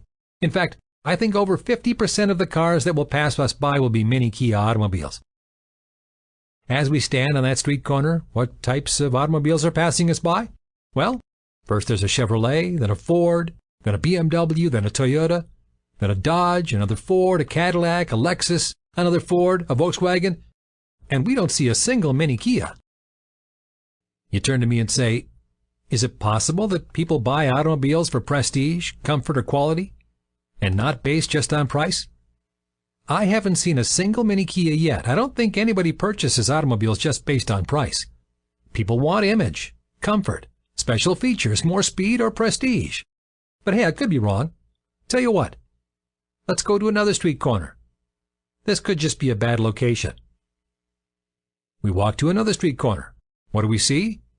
Nissans, Toyotas, Fords, Chevrolets, BMWs, Mercedes, Cadillacs. Not a single mini Kia. You turn to me and say, gee, it doesn't look like anybody purchased an automobile based on price. Everybody purchased comfort, color, convenience, or prestige. Let's go to another corner and look at some more automobiles. And I say, no, I get the point. Again, you've changed my thinking. No longer do I believe that prospects purchase solely on price. And did my thinking change from distributor thinking all the way to leadership thinking with this one story or real-life adventure? No. That would be too easy, wouldn't it? But you have changed my thinking at least a little bit. You'll have to tell me more stories or give me more examples over the next few weeks to gradually get my thinking all the way to leadership thinking. So, what's another story to change my thinking about price? How about the pizza story? To reinforce my thinking. It goes like this. Big Al, did you ever order pizza? Did you ever feel like just taking it easy and not cooking an evening meal? Did you ever feel like picking up the telephone and ordering a pizza delivered to your home while you watched videos or television? Of course you have. Everyone orders pizza on occasion. But is that the most inexpensive way to have a pizza? No way. You're paying for someone else to prepare it, and for someone else to deliver it to your home. That's definitely more expensive than growing the ingredients yourself, preparing and cooking the pizza yourself, and definitely more expensive than purchasing a simple frozen pizza and cooking it yourself. So why do you spend the extra money? Taste? Better quality? Convenience? Comfort? And you probably spent 2 or 3 times as much money by not preparing it yourself. Whoops, you got me. Even I don't buy on price alone. And now my thinking edges just a bit closer to leadership thinking. Just think of all the possibilities of proving to your distributor that people don't buy on the lowest price. You could stand outside an expensive shoe store in the shopping mall and watch all the ladies leaving with their purchases. You could simply ask women, do you buy the cheapest jewelry or the cheapest perfume? Do men buy the cheapest beer in bulk, or do they pay premium prices at their local bar? Or is there one dentist in the city who charges the lowest price? Does he have all the dental business in the city? Most airplanes have a first-class section. Who sits there? Is buying a concert ticket the least expensive way to listen to your favorite music? Or maybe a simple conversation might do. One of my distributors still insists that people buy on price. He couldn't understand why someone would pay more for convenience, quality, a relationship with the seller, etc. So here's how the conversation went. The distributor said, if we don't have the lowest price product, how can you expect me to make any sales? And Big Al says, do you always buy at the lowest price? Well, what do you mean? Let's say that you stop at a gas station to put fuel in your car. Do you ever buy a drink, candy bar, or a snack? The distributor says, sometimes, not often though. Big Al says, does the gas station offer the lowest price of your drink or snack? Or could you have purchased them cheaper in bulk at the local warehouse superstore? The distributor says, okay, maybe sometimes I shop for convenience, but not often. Big Al says, if you're always shopping for the lowest price, do you constantly go from store to compare prices? The distributor says, well, sometimes I don't have the time, so I guess you're right. Sometimes I might pay more. Big Al says, do you shop on the internet for the lowest price? Distributor says, sometimes. It's a lot of hassle trying to visit all the different websites and figure out what the shipping costs might be. And then I'm not sure if the website with the lowest price is legitimate. And then if I haven't purchased from them before, I have to fill out all my information again in these long forms and then the new credit card information. And I think I get the point. Big Al says, if we make it easy, convenient, and friendly for our customers, they won't care about the lowest price. Our customers want quality products at a fair price, and with today's lack of customer service, they enjoy talking to a live person. Simple little conversations and stories can change people. Instead of unfocused, random conversations with our potential leaders, we need to be teaching new lessons and viewpoints to help others rise in their business. Want another example of conversation with a distributor? Now you be the judge. After hearing this conversation, ask yourself, am I willing to invest time in teaching this person to be a leader? Here's the conversation with an unmotivated, broke, and afraid to take personal responsibility downline distributor. Now that's a hint. Big Al says, you should at least invest $100 a month, $25 a week in your business for products, sales aids, training materials, promotions, advertising, etc. Are you willing to do that? The distributor says, nope, I can't do that. I don't have any money. Once I pay my bills, there's nothing left. Can't I just collect a few bonus checks first and then build a business? Big Al says, life doesn't work that way. Let's look at your present situation. You've worked 10 years for the same company. You're an adult and you're telling me that you haven't managed to save $100 total in all those years of work? Are you telling me you haven't had the business skill or ability to save a total of $10 a year? That's only 1 week's work on a paper route or a part-time job. The distributor says, yep, the situation's grim, but all my money goes to paying bills. If I had a few extra dollars every month, I'd invest in my business, honest. Big Al says, well, how much do you pay for your enhanced cable television and internet? Distributor says, about $100 a month. But I can never give that up. That's our only form of entertainment. Big Al says, do you ever eat out, or do you always cook your meals? The distributor says, we eat dinner out about twice a week. I know it's expensive, but sometimes we're just so tired when we come home from work. That's about $90 a week, about $360 a month. But we do deserve a break now and then. And yes, I buy lunch 2 or 3 times a week also. But I consider it a good break from the boredom of the office. Big Al says, do you smoke or drink? Distributor says, cigarettes are $10 a pack and I smoke a pack a day. But hey, I'm addicted. I can't do anything about that. You don't expect me to give up smoking to build a business, do you? And don't get on me about my drinking. It's the only way I can unwind after a tough day. Well, how about weekends, Big Al says? Are they free? Could you take on a few odd jobs to have a little extra money to build your business? The distributor says, yeah, I have weekends off, but I have a lot of chores and duties around the house. It's the only time of the week I can catch up and get a bit of rest and maybe get in a game of golf. Golf, Big Al says. Do you pay for green fees and clubs and drinks and whatever? Distributor cuts him off and says, I'm not putting away my golf clubs to build a business. Golf takes only 3 or 4 hours of my week anyway. Big Al says, so what plan do you have to free up $25 a week to build your network marketing business? And the distributor says, that's what I'm asking you. Tell me what I can do to get my business going. Nothing has worked so far. So what are you going to do about it, Mr. Sponsor? Sound familiar? I don't think a lot of commentary is needed. Even in the poorest neighborhood, you'll find people who order pizza and pay extra to have it delivered to their door. People who have expensive mobile phones. People who pay to go to parties and concerts. It's not a matter of not having money. It's a matter of priorities. If your prospect fails to perceive enough value in your opportunity, there never will be money for promotion, advertising, training, and samples. The solution is obvious. We must create the value of our opportunity in our distributors' minds, or make the choice of not investing time with this distributor to teach him to become a leader. Unfortunately for the distributor, most times we have to make the decision to invest our time with someone who's ready. Can't think of any stories to use for your problems? Well, why not borrow another explanation that I use?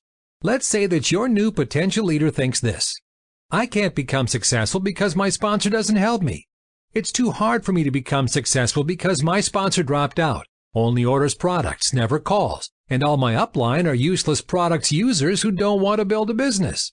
There's no one to help me. I can't do it alone. All the blame lies with my low-life, lazy, good-for-nothing bonus-collecting sponsor. Why not tell your potential leader this? Do we have any leaders in our company? Of course we do. If it takes a leader to sponsor and develop a leader, that means every leader in your company was sponsored by a leader. What are the odds of that? I don't know, let's look. Then systematically go through all the leaders in your company and see who really sponsored them into the business. I bet you'll both be surprised that most leaders were sponsored by somebody who didn't care, somebody who quit or just dropped out. Think about it. Pick all the networking leaders you know. Some leaders have successful upline sponsors, and most leaders were sponsored by unsuccessful distributors. Many of the top networking leaders today had upline sponsors who were total jerks or even dropped out of the business. They made their success from their own efforts, not from handouts and special gifts and favors. Or look at it this way. Most upline sponsors have some successful distributors and some unsuccessful distributors. If both unsuccessful and successful distributors have the same sponsor, what's the only variable? That's right, the distributor. This conversation tells it all. Some years ago, I had this telephone conversation with a disgruntled distributor. He couldn't figure out why he and his distributors were unlucky, yet other distributors were lucky and quickly became leaders. This distributor hated his company, his products, his upline, his downline, and network marketing in general. The conversation went something like this. The distributor says, I can't become successful in network marketing because my company is destroying my business. They ship products late, bonus checks are wrong, the staff is rude when my downline calls for help, they have too many back orders. So Big Al says, are there any successful leaders in your network marketing company? The distributor says yes. Do these leaders get their products and bonus checks late and suffer from back orders also? The distributor says, well, yes, but it's different for them. Big Al says, do you think that the home office personnel are only rude to your downline, or do you think the successful network marketing leaders in your company have downlines who talk to the same employees? Okay, I get your point. I guess the company, its products, and its employees are not responsible for my success or lack of success.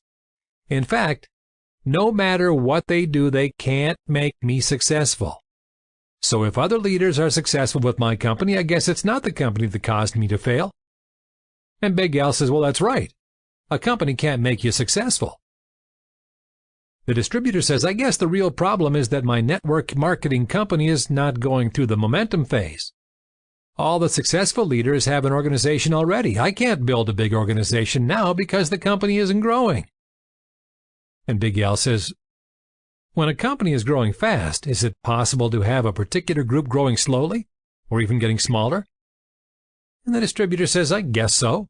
Sure, I can see where a group with a lousy leader could be disintegrating while the overall company is growing.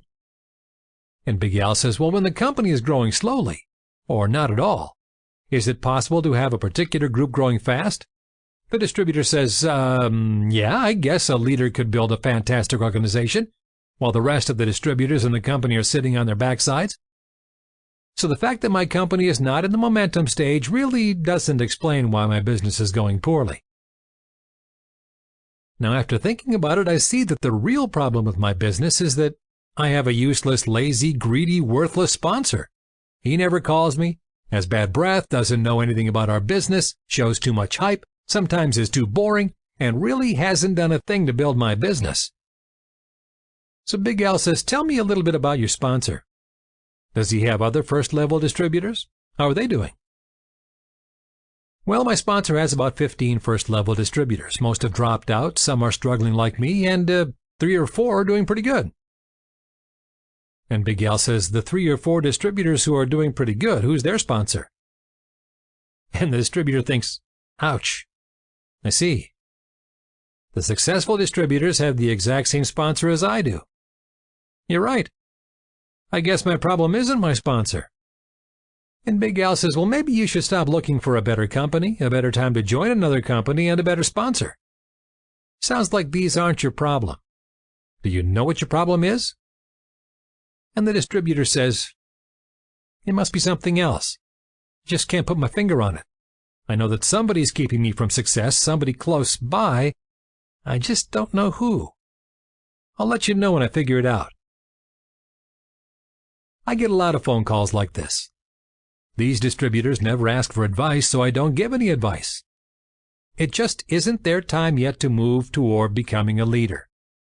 Unsuccessful distributors are always looking for someone else to make them successful. They believe that success comes from outside influences, such as the company or their sponsor. Outside influences can't make anyone successful or unsuccessful.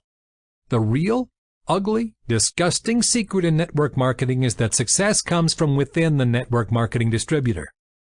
It's a personal thing. Don't give up control. If you give up control and the responsibility for your success to your upline sponsor, you simultaneously allow your upline to control your failure. No one purposely goes into network marketing saying, "I hope my upline sponsor decides to make me a success and not a failure. I hope my upline is in a good mood today." To give up control of our networking future so easily sounds ridiculous, doesn't it? Ask successful networking leaders and they'll tell you they're self-made successes. Most people find it easy to take credit for their success. But if this logic holds true, then every unsuccessful networking distributor would be a self-made failure. Gee, you never hear the self-made failure explanation used in conversation. This line of thinking reminds me of the old saying, behind every successful man is a woman. Of course, behind every unsuccessful man is also a woman, but no one ever brings that up, with the exception of every drunk feeling sorry for himself at the local tavern on Friday night. This is getting easy. Yes, teaching your potential leader new ways of thinking is easy. The hard part was knowing what to teach and how to teach it. But now you have the formula. You simply take a problem and then figure out what distributor thinking is and what leadership thinking is for that problem. Then give them concrete examples and stories to gradually move your potential leader's thinking, from distributor thinking to leadership thinking. Your potential leaders will believe their own conclusions. You then end up with a person who thinks like a leader and is on the path to becoming a leader. This is a measurable, proven, efficient track to follow, instead of just randomly saying, "I'll build a relationship and hope this friendly distributor magically becomes a leader." Building leaders is easy once you teach them how to handle problems. If you master this principle of leadership, then you will have less stress, more time, less rejection, no doom and gloom days, no politics, fewer challenges, and it'll be a lot more fun living life as a leader. If your leaders don't master this principle, then you'll hear this very unpleasant conversation from them. "The customer hated the product, the home office didn't make a timely refund, so I lost my distributor. It looks like the company is ruining my business. I want to move to another company where they don't have problems." You and I don't want to hear that conversation, so let's fix that now. It's weird, but no one ever thinks about it. Several years ago, I returned from England where the network marketing community has an unusual and outrageous perspective. I thought they were absolutely crazy, but I noticed that the network marketing community in the United States has the exact same distorted perspective. Is this a secret insanity virus spreading worldwide? Networkers everywhere are killing their businesses, and they don't understand why. Imagine investing hundreds or even thousands of hours into your business, and then systematically destroying your business with an incorrect point of view. So let me give you a little background. How many hours do you think the average networking leader spends doing the following tasks? Listening to downline personal problems. Listening to downline business problems. Making numerous telephone calls to the home office following up lost shipments or product shortages. Apologizing for incorrect statements made by the upline leaders or home office staff. Playing referee between jealous distributors fighting over a single enrollment. Berating home office staff who don't understand network marketing. Keeping track of all the telephone calls that weren't returned promptly. Worrying about greed destroying certain members of the organization. Groaning about unfair treatment and lack of recognition. Trying to recover business that was stolen by unfair competition. Or discussing the company's lack of leadership and responsiveness with other disgruntled sales leaders. If you add up the hours, it's a 40-hour week. These activities take time. How much time can a leader afford on these non-productive, non-revenue-generating activities? These activities take physical effort.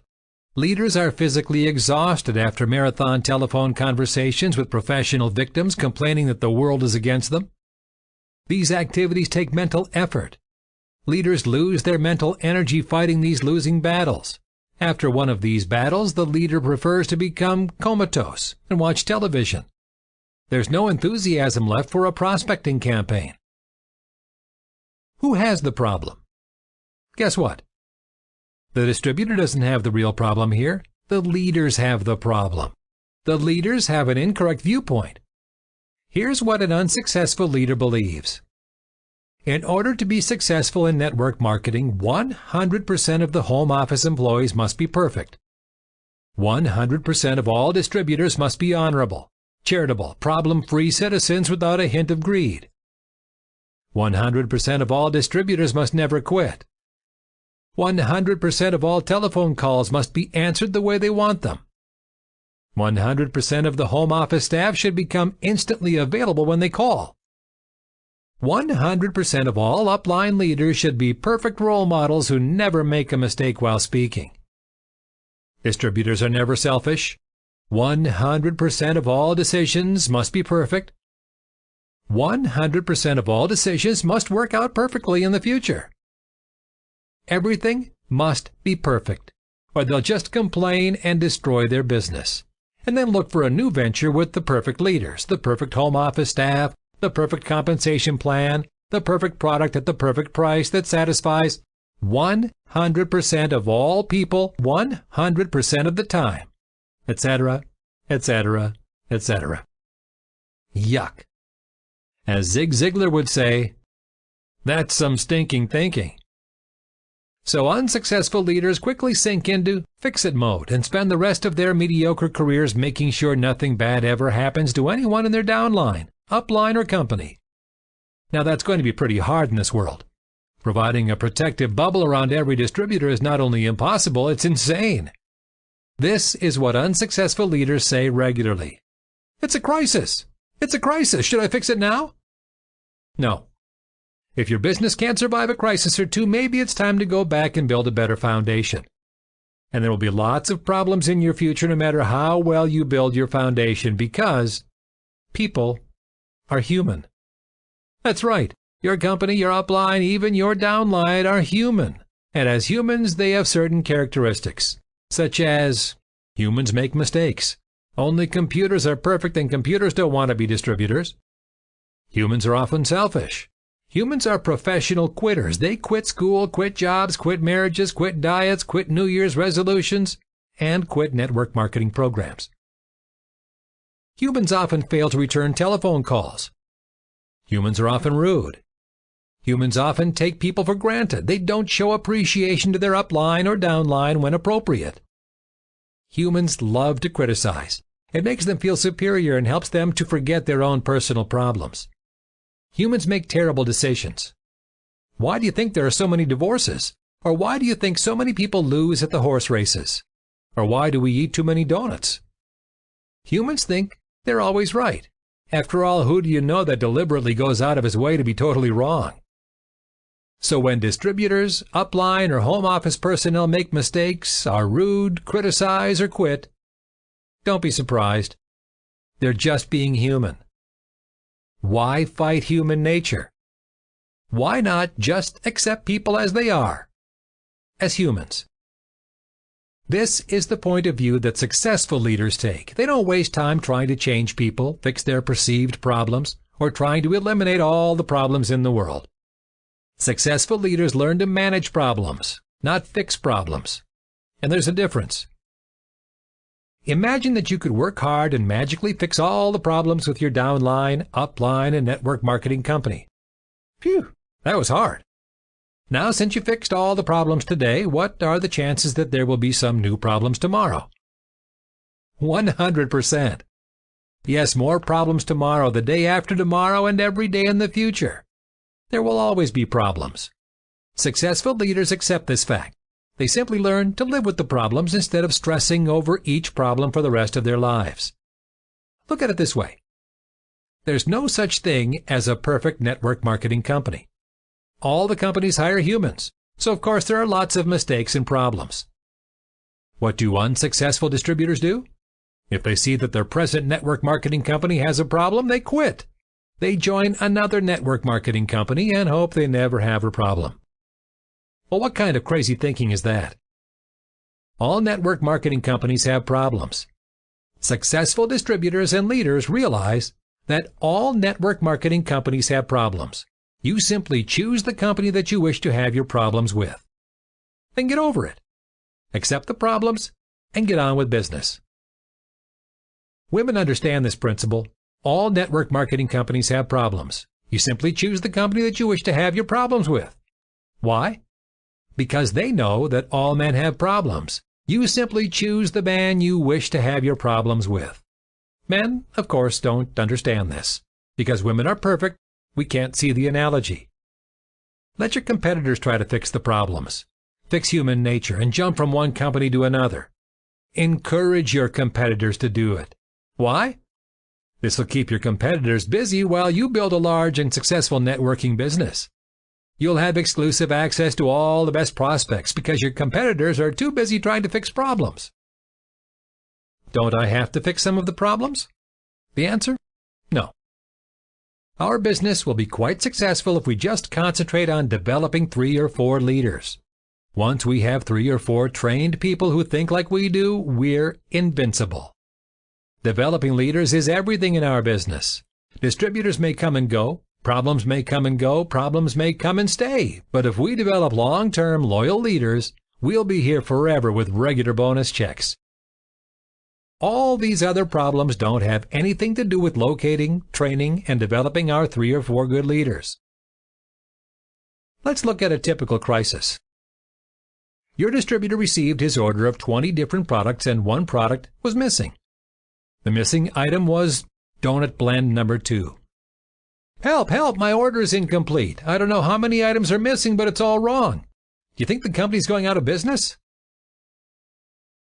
It's a natural human tendency to exaggerate slightly when describing a personal problem.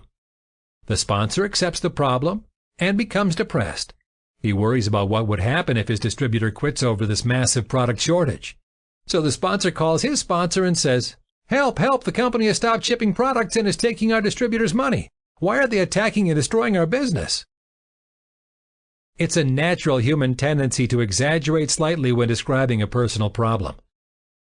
His sponsor panics over this massive career-destroying problem, so he calls his sponsor, and that's you, and says, Help, help, the company stopped shipping products and sent a SWAT team out and is now shooting our distributors. You have to stop the killings. Like I mentioned, it's a natural human tendency to exaggerate slightly when describing a personal problem. So by the time you've received the problem, it's a big, big problem. How are you going to react? Are you going to call the home office and add a little exaggeration to the story? Not if you're a successful leader. As a successful leader, you have a rock-solid, stable viewpoint. You know that the only thing that counts is that you locate and develop 3 or 4 good leaders. Period. All the other problems are just a distraction that you can ignore. What do? You reply to your panic-stricken leader and say, Missing products, huh? Well, I don't have access to the home office shipping computer, so why not email them with the details, send a copy to me, and they'll take care of it. Boom. You're done. That's it. No more hysteria or involvement. Now this relatively minor problem is manageable. The distributor with the problem must write down the details in an email. And that's good. Why? Writing down the details is hard. Most people would rather pass the problem on to their upline rather than handle it themselves. After all, it's just human nature. Why not make a simple exaggerated telephone call? That's easier than producing a written report. Writing down the details usually limits the amount of exaggeration. Most people will check their facts again before committing themselves in writing. So what happens? The distributor checks the shipping box again and magically finds the missing product. Donut blend number 2. Problem managed. You're moving on with your business of locating and developing 3 or 4 good leaders for your business. In all of my years of network marketing, only one person ever wrote down all the facts and sent those facts to the company and me. One. That's it. And here's what happened when I received his facts with his problems. I went to lunch. I told myself I'd deal with the problem-laced facts in the morning. The next morning, I got a call from this distributor thanking me for taking care of his problem. It seems the home office called him back, sorted everything out, and he was satisfied. Well, I simply placed that fax in the trash. I never read it, and I never really knew what the problems were. All I know is that I saved hours, days, and weeks of trying to fix problems. Hey, that's a pretty good perspective on how this networking business really works. What would happen if your downline adopted this point of view? Massive growth, massive sales, massive bonus checks. Wouldn't it be nice if your downline never complained? Instead, they simply accepted problems as part of life and then went on their way to build their business? Well, that would be a perfect world. However, there is no rule that says we can't educate and train our downlines towards this goal.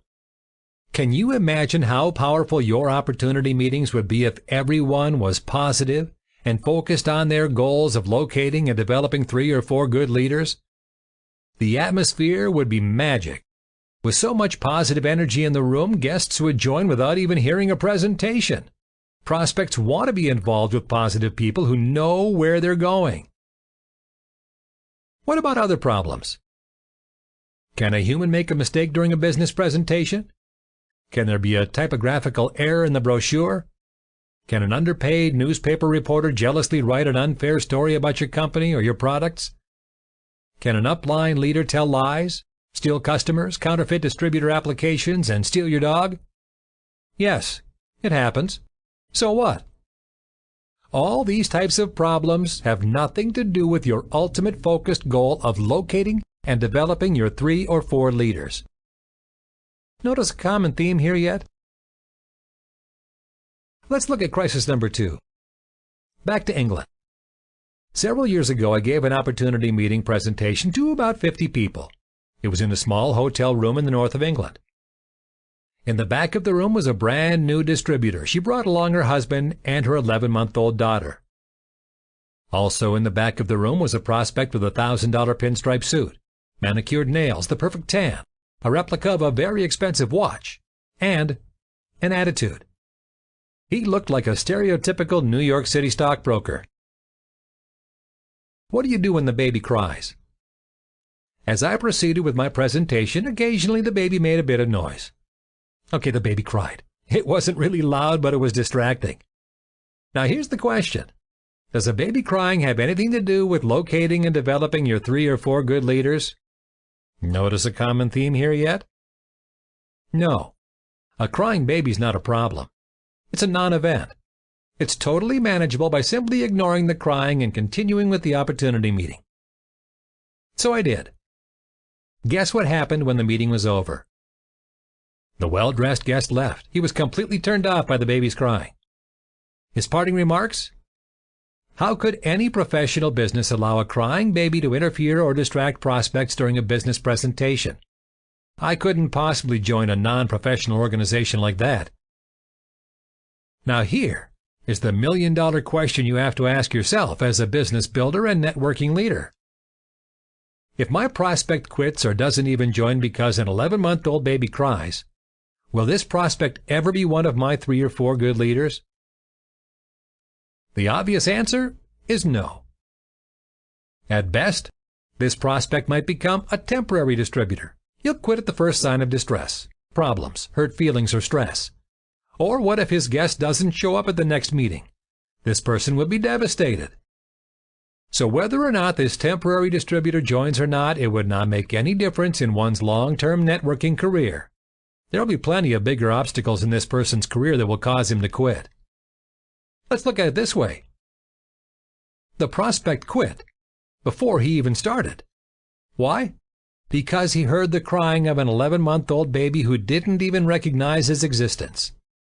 The 11-month-old baby didn't even know or care that this prospect existed. Yet this 11-month-old baby had the power and control to make decisions for this weak-willed, well-dressed prospect. If this so-called prospect is going to let 11-month-old babies make decisions for him, how well is he going to do in his own business? Not well. Should you fix the problem? No. It would be a total waste of time. Let's say that you banned babies from the opportunity meeting. Maybe you hired babysitters or told families they weren't welcomed if they had children.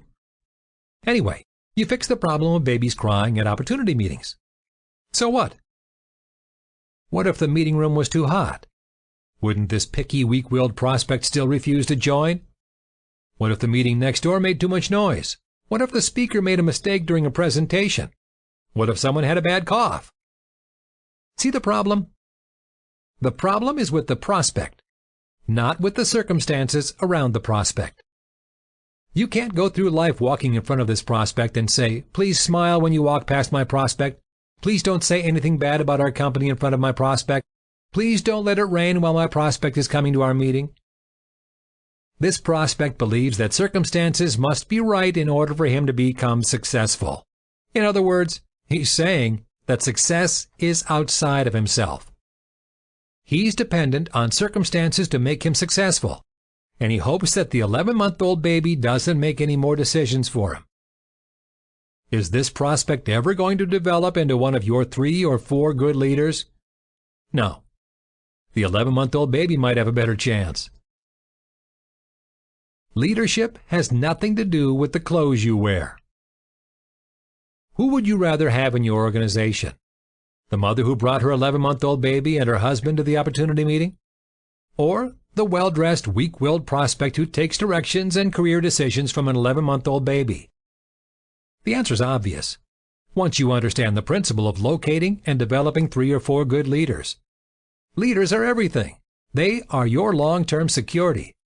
They are your keys to solid growth and consistent bonus checks. Almost everything else you do in networking marketing is trivial. Your major effort is to concentrate on locating and developing 3 or 4 good leaders. Most of the other things we do are a waste of time. Want some examples? Discussing company politics, arguing with know-it-all distributors, retraining uplines, arranging chairs at opportunity meetings, rewriting the prospecting brochure for the 31st time, arranging product displays, memorizing sales pitches, holding hands with weak-willed prospects, correcting people when they're wrong, scolding distributors for missing meetings, wishing you got more money for your efforts, demanding immediate shipment of back orders, demanding that everyone in every circumstance was treated fairly, listening to petty grievances, giving pity to people with hurt egos, trying to save professional victims, forcing distributors to go to trainings they don't want to attend, trying to find someone to blame, wishing people had the same vision you have, telling management how to do their jobs, etc., etc., etc. We don't become successful leaders by solving these problems. And we don't become successful leaders by sponsoring and replacing temporary distributors. Even the president and the pope can't solve all the problems. Think about the resources they have. Money, staff, they're famous, and yet even they can't solve every problem. So what about us with even fewer resources? Of course we can't solve all the problems, so let's get over it. We become successful leaders by locating and developing 3 or 4 other good leaders. Network Marketing Crisis Center, may I help you? Make sure this is not how you answer your telephone. Instead, educate and train your new distributors and potential leaders that problems are natural. Problems are part of life and will be here tomorrow and every day of our lives. So instead of fixing, stressing over, and worrying about problems, simply manage problems and get on with life. You'll have more free time, less stress, and the lifestyle to enjoy those big bonus checks. And you'll find yourself easily answering questions and handling problems when you're focused on locating and developing 3 or 4 good leaders. For instance, if you live 40 miles from your company's home office, you'll have distributors ask you, "Why don't you go over and visit the home office more often?" You can answer, "Because visiting the home office has nothing to do with locating and developing my 3 or 4 good leaders." Or distributors will ask, "Why can't we have donut blend number 8 in chocolate?" You can answer, "What does that have to do with locating and developing our 3 or 4 good leaders?" Or distributors will say, "Mary spoke too long during the opportunity meeting." You can answer, "What does that have to do with locating and developing our 3 or 4 good leaders?" See? It's easy. Once we understand the principles and have the proper perspective on our networking business, everything gets easier. And finally, in case you didn't notice the principle yet, here it is. Our job as leaders is to simply locate and develop 3 or 4 good leaders. The rest of our activities are simply non-events. They just don't matter. Choosing how to handle time-wasting problems. Maybe you've had this happen. Your distributor calls and says, the product's too expensive, the compensation plan doesn't pay enough, the management stinks, and you're a worthless sponsor. Don't you just hate telephone conversations with your distributors when they're having a bad attitude day? Nothing is right with you or the company. Everything's broken, and your distributor has 100 reasons why everything's impossible to fix. And even if your distributor died and went to heaven on his bad attitude day, he would just complain about altitude sickness. So what can you do? Nothing. The problem is not with the problems. You can argue with your distributor that everything's fine, can be fixed, will be improved, and things will just keep getting better and better. No matter how persuasive your argument, you'll lose. Even if you personally solve all the current problems, your distributor will locate or create new problems. You're in a lose-lose situation. For instance, your distributor telephones and says, I called the home office and I couldn't get through. Well, what can we do? We can solve the problem for our distributor. We can pick him up, put him in our car, drive him to the home office, walk him inside, cut up the phone lines, and say, now talk to my distributor. We solved the problem, didn't we? But as soon as that problem is solved, then what? Our distributor has another problem. Well, I got my products in the box and I cut my finger opening the box. Okay, we run an ad in the local newspaper and we hire someone to help our new distributor. The new help comes and his only job in life is to open our distributor's boxes so he doesn't cut his fingers. Well, the next problem our new distributor has is, my sponsor's a jerk. Instead of taking it personally, you offer, why don't you get a different sponsor other than me? Do you realize some people have problems all their lives, and they're going to have to live with these problems? You can't solve all their problems. You can spend all your time and all your effort trying to solve problems and make things perfect, and you're never going to get even close to getting started, are you? And remember, the President, the Pope, and even the Queen of England have tremendous resources at their disposal. And even with all of these resources, they can't solve all of their problems. We have limited resources. We don't have a chance. Well, if you can't fix the problems, what can you do? As I said before, the problem is not with the problems. The real problem is inside your distributor's mind. Your distributor has made a decision that success is not within himself. Your distributor has decided to believe that success is outside of his control and can only be found in outside circumstances. In other words, he doesn't believe he can become a success because success can only be achieved in a perfect world, with perfect people, with perfect products, with perfect prices, with the perfect compensation plans, well, you get the picture. Our world is full of problems. They just won't go away ever. So, success must be achieved in spite of these constant problems. To decide or not to decide? That is the question. Leaders understand success. It's like someone gave us an operator's manual. We realize that in every situation, some people are successful and some are not. So success can't be dependent on the situation. Success must be dependent on the person. Then why do some people become successful and others do not, in the same circumstances or situations? The answer lies in the 6 inches or 15 centimeters between our ears. It's how we decide to think. Yes, the key word here is decide. This is a personal decision about what we think. There's no mind control from devious villains. There are no laws that restrict us from deciding how we wish to think. Each of us has the power to decide how we wish to think in any given situation. This simple decision is what determines our success. I'll give you an easy demonstration. Wow, I'm here. At a recent training session, I spoke about the decisions we make inside of our mind.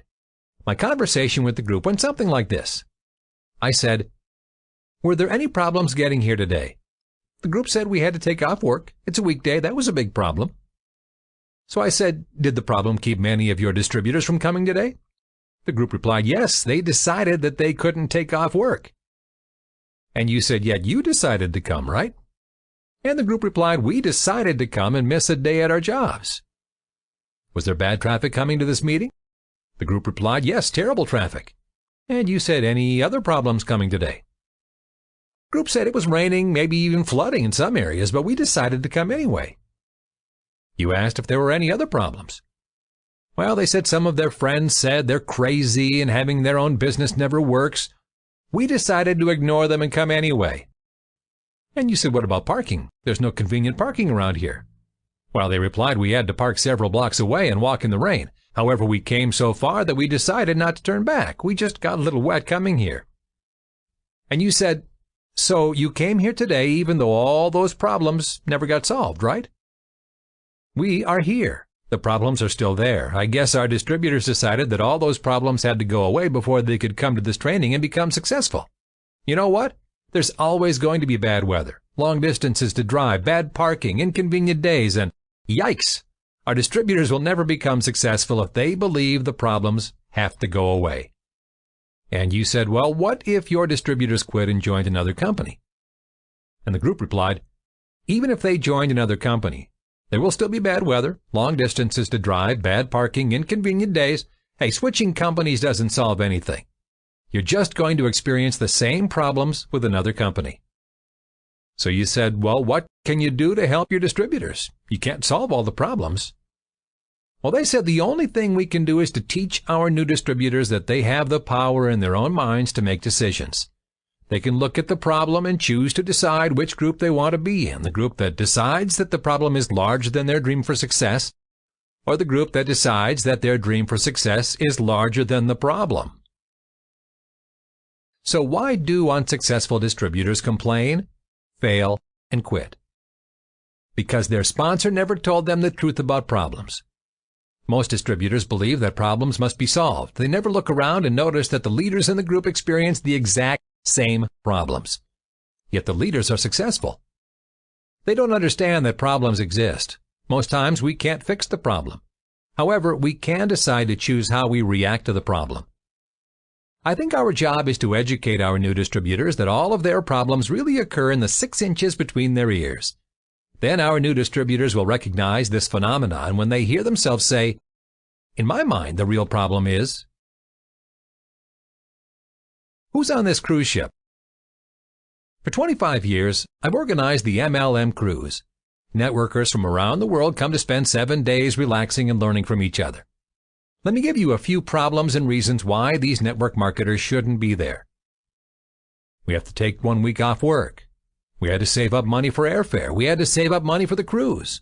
We couldn't find a babysitter. It's an important time at work. We get seasick. It's too far. No one offered to pay my way.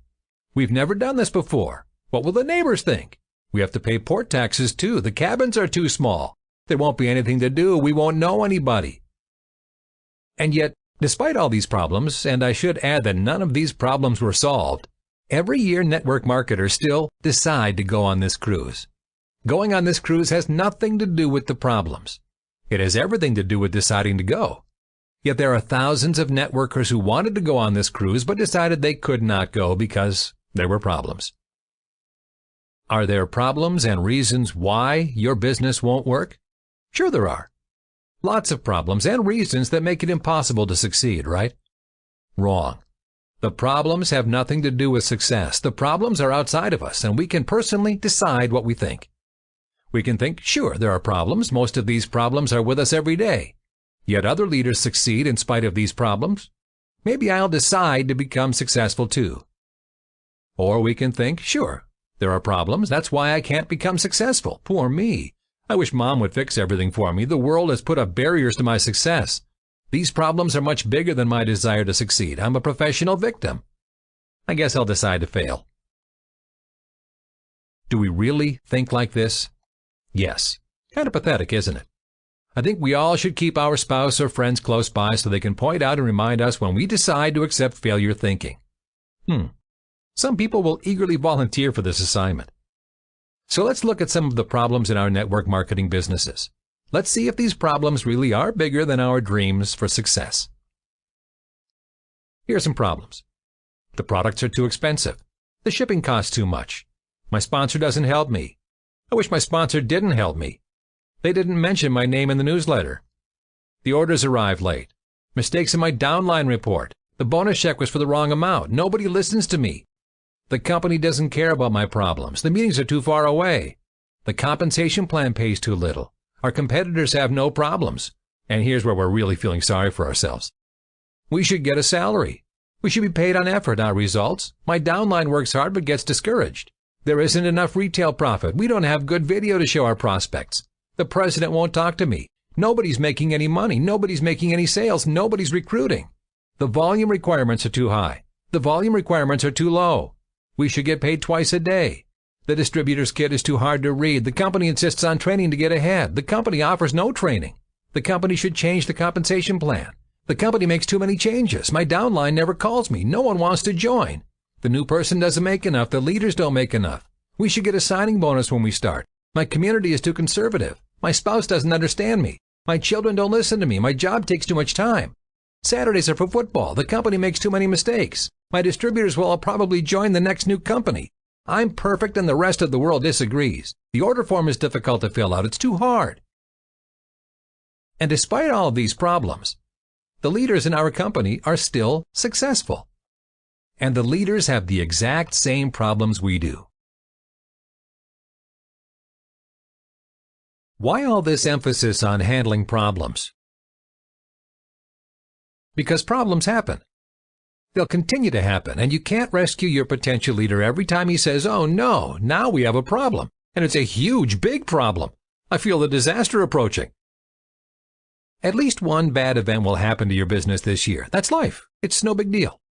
No business can go on forever with lucky events followed by good fortune, followed by miraculous good news.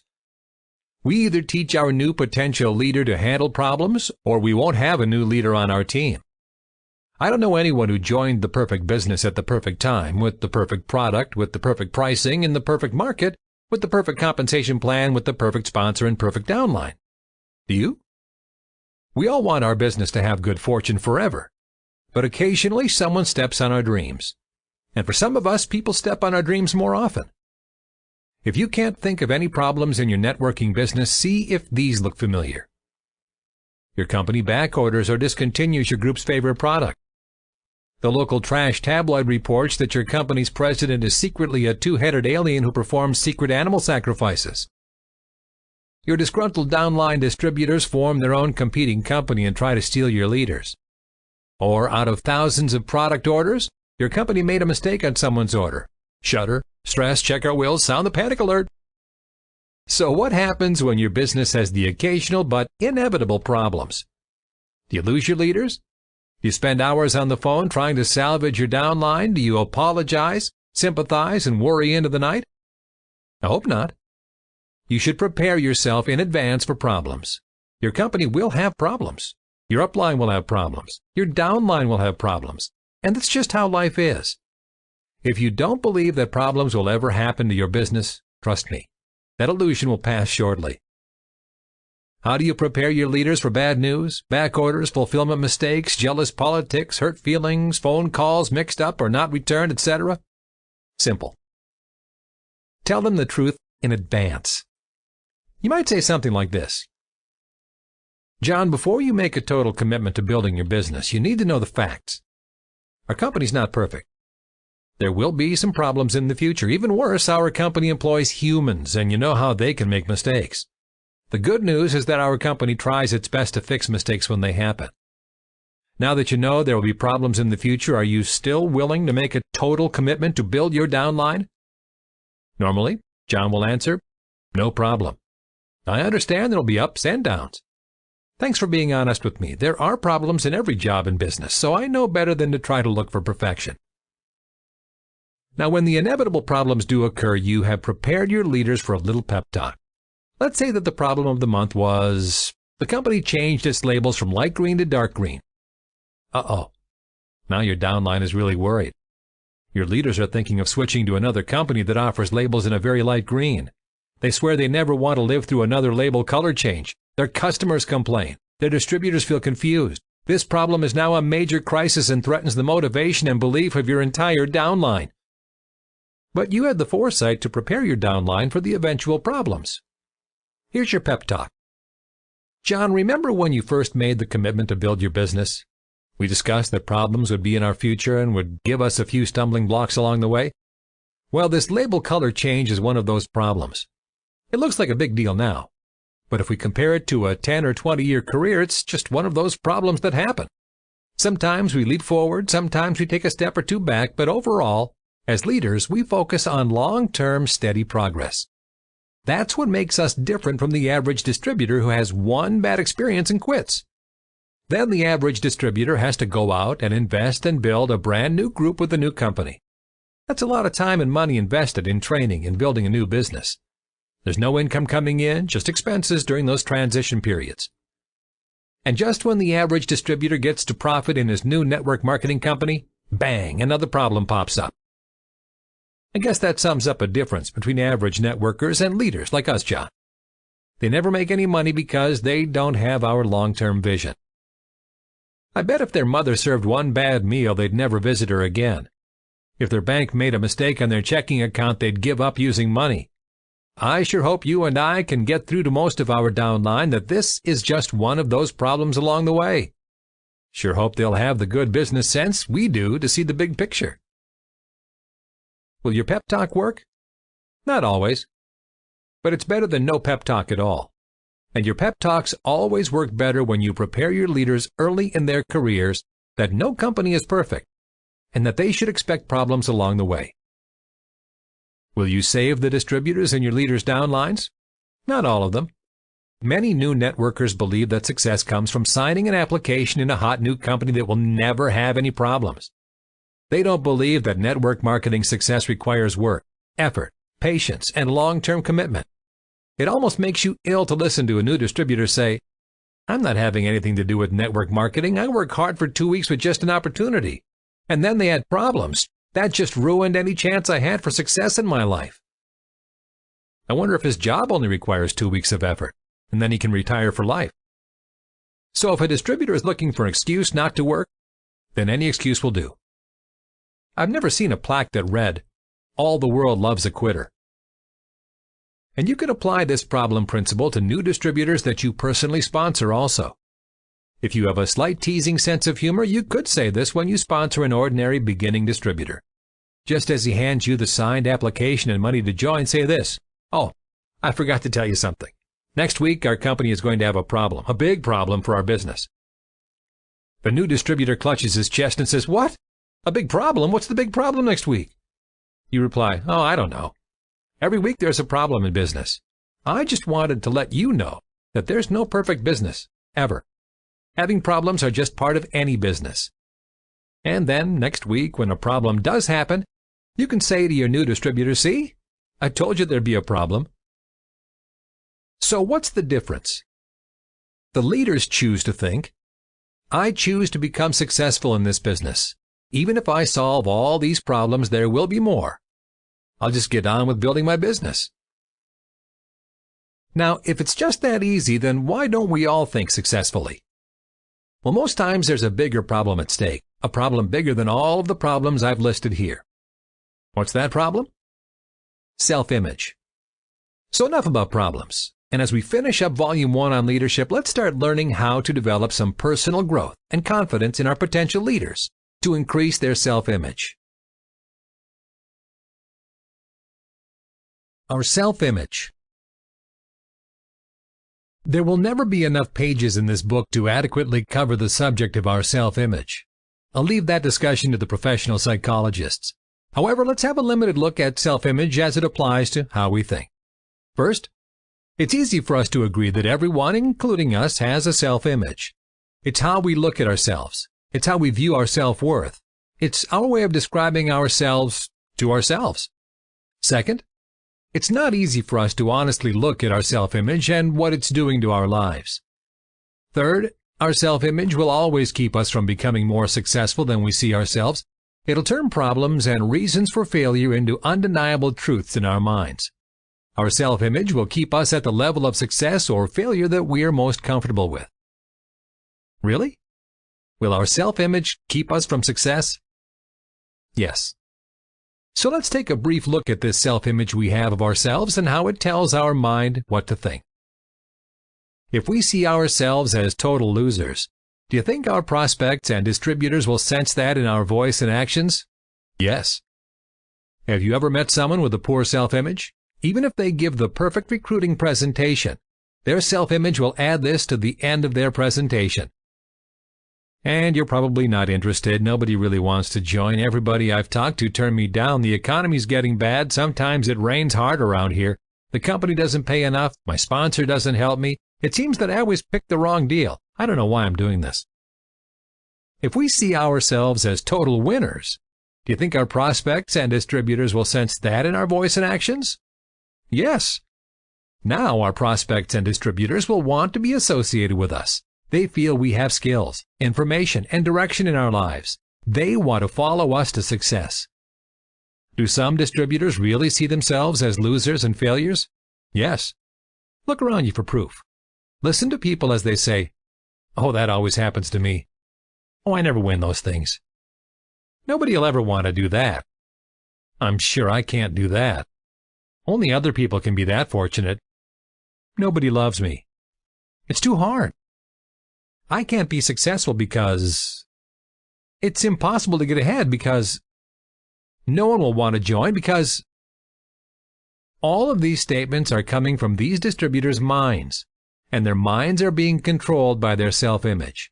They see themselves as unsuccessful. They see themselves as victims. They see themselves as having continuous problems and limitations in their lives. Some people define themselves and define their lives as victims of problems. If you take away their problems, they wouldn't know who they are. We all need to ask ourselves, how do I see myself? As a victim of problems or as a master of my own destiny? Is my success dependent on other people? Outside decisions by others, the weather, the compensation plan, the newsletter? How we see ourselves determines how we think and the decisions we make.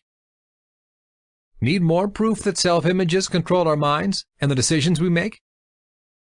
Have you ever heard of someone on social welfare who wins $1 million in the lottery? What often happens in just a few years? That person's broke. That person had a self-image of a social welfare recipient. That person consistently made decisions to spend the money unwisely. Jewelry, cars, concert tickets, expensive meals, stereos, vacation trips, designer clothes, and horse racing, so that he would return to social welfare where he felt comfortable. If this person had a self-image of a rich, successful investor, he would have decided to invest in stocks, real estate, or other assets. Have you ever heard of someone who was a millionaire but lost his fortune? What often happens in a few years? That person is again a millionaire. That person had a self-image of being a millionaire. That person consistently made decisions to spend his new earnings wisely, so that he would again reach millionaire status. His self-image motivated him to work hard, save his money, and to invest wisely so that he would again become a millionaire, where he was comfortable. "Oh no, but I was only trying to help." Have you ever had this experience?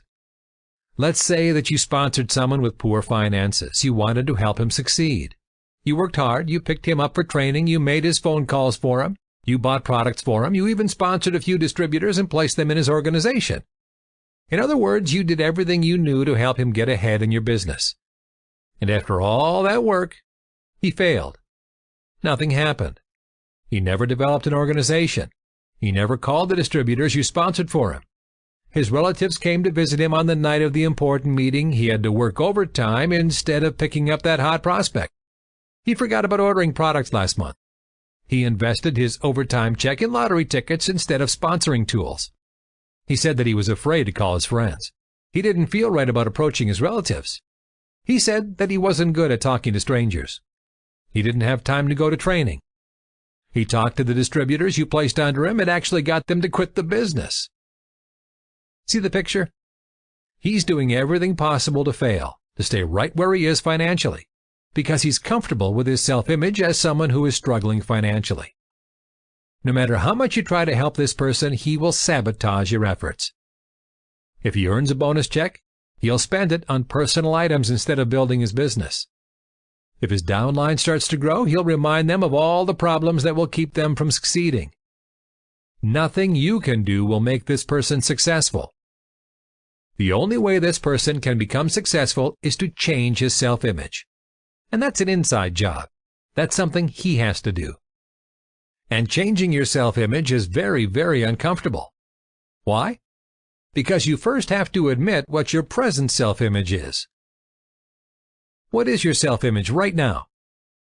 Here's a quick way to get a pretty good idea of your self-image. Ready? Think of exactly where you are right now. That's it. That's your self-image. For example, what's your financial self-image? Yes, there is more to life than finances, but we're only going to talk about this one self-image right now. If you're making $1,000 a month, then you have a $1,000 self-image.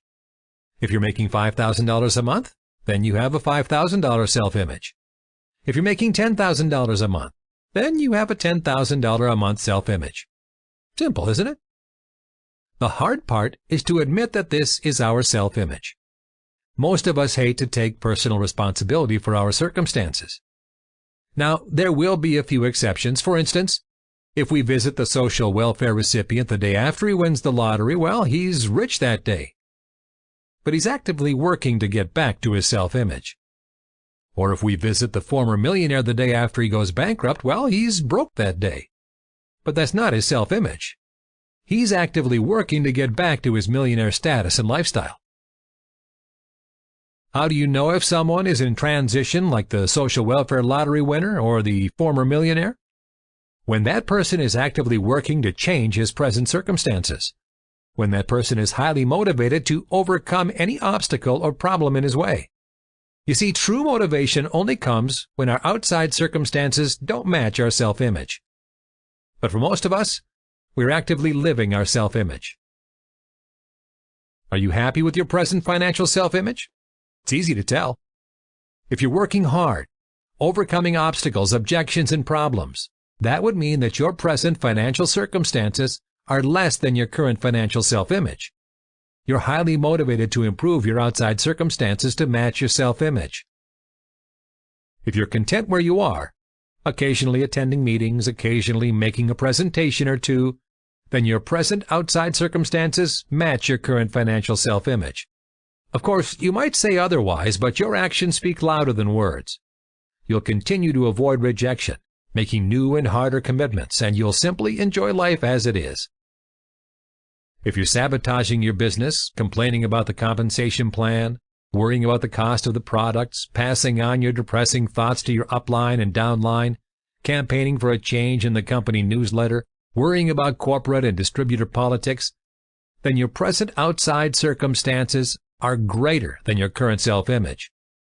You'll continue to sabotage your business until you lower your income to match your current self-image. Then you'll feel comfortable.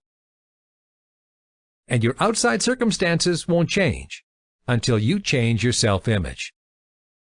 For example, my current weight is 170 pounds. I'm comfortable with that weight. I'm not motivated to lose weight even though I'm 20 pounds overweight. Sure, I talk about losing weight. I set goals to lose weight. I exercise on occasion. But no matter what I do, I seem to eat just enough and to exercise just enough to remain at 170 pounds. So what do you think my self-image is about my weight? I see myself as 170 pounds. And nothing will change until I change my self-image of 170 pounds. Diets don't work, exercise won't work, health spas won't work, different food choices won't work, and, well, you get the picture. Don't listen, and don't believe me when I say I want to lose weight. Instead, simply observe where I am today. That's my self-image. On a side note, I'm thinking about changing my self-image about my weight. I'm considering a new self-image of 180 pounds so that I can eat more Mexican food. Don't listen to your distributors. Instead, simply observe where they are today. Watch for signs of motivation to improve or motivation to sabotage their business. Their actions will speak so loudly you won't have to listen to how much they want it or what big goals they're setting. These words are meaningless. They just help your distributor feel like they're doing something while remaining within the safety of their current self-image. Take this test. Here's a question. A new distributor approaches you and says, "I just don't have any prospects. I don't have anybody to talk to. Could you run an ad for me? Could you find me some people to talk to?" Your response is either 1. Run an ad even though your distributor doesn't have enough motivation to find someone to talk to. You feel that a $200 ad will make him successful. 2. Every morning you go door to door approaching strangers. If a stranger is willing to listen, you say, "Wait, let me get my new distributor so he can talk to you." 3. Give your new distributor a 30-minute audio on how to find more prospects. Even though your distributor has already listened to 121 audio trainings, you feel your new distributor is just one audio training message away from success. Or 4. Say to your new distributor, "Let's talk about self-image. Let's talk about how we decide to become successful or unsuccessful. Let's learn how our minds really work." So which option did you choose? I hope you chose option 4. Okay, next question. A new distributor approaches you and says, "The products don't work. The company's in the wrong city. The newsletter's wrinkled. The compensation plan isn't fair. Your competition's perfect, and my dog bit me." Your response is 1. Find new products, help the home office move to another city, use a hot iron on his newsletter, give him more than his fair share from the compensation plan, give the competition some problems, and buy a muzzle for his dog. 2. Personally quit your business in despair. 3. Take up drinking. Or 4. Say to your new distributor, "Let's talk about self-image. Let's talk about how we decide to become successful or unsuccessful. Let's learn how our minds really work." So which option did you choose? Again, I hope you chose option 4. But how do I increase a potential leader's self-image? Well, the short explanation is personal development. Self-image and confidence comes from within. For decades, network marketing leaders have guided people to motivational books, positive attitude seminars, and personal development CDs. Ask yourself this. Are my potential leaders studying personal development books or audios? What are they doing to improve their self-image and confidence? If the answer is nothing, then the entire task lies with you.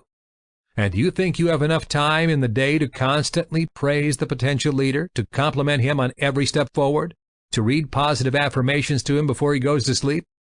Probably not. Developing this self-image and confidence is something that your potential leader can do on his own, while you're investing your time teaching him the skills of leadership. Make it easy on yourself. Get your potential leaders into a habit of books and audios. Developing one's self-image and confidence can be done while mastering how one thinks about problems. The first step towards leadership is a big step. So start now.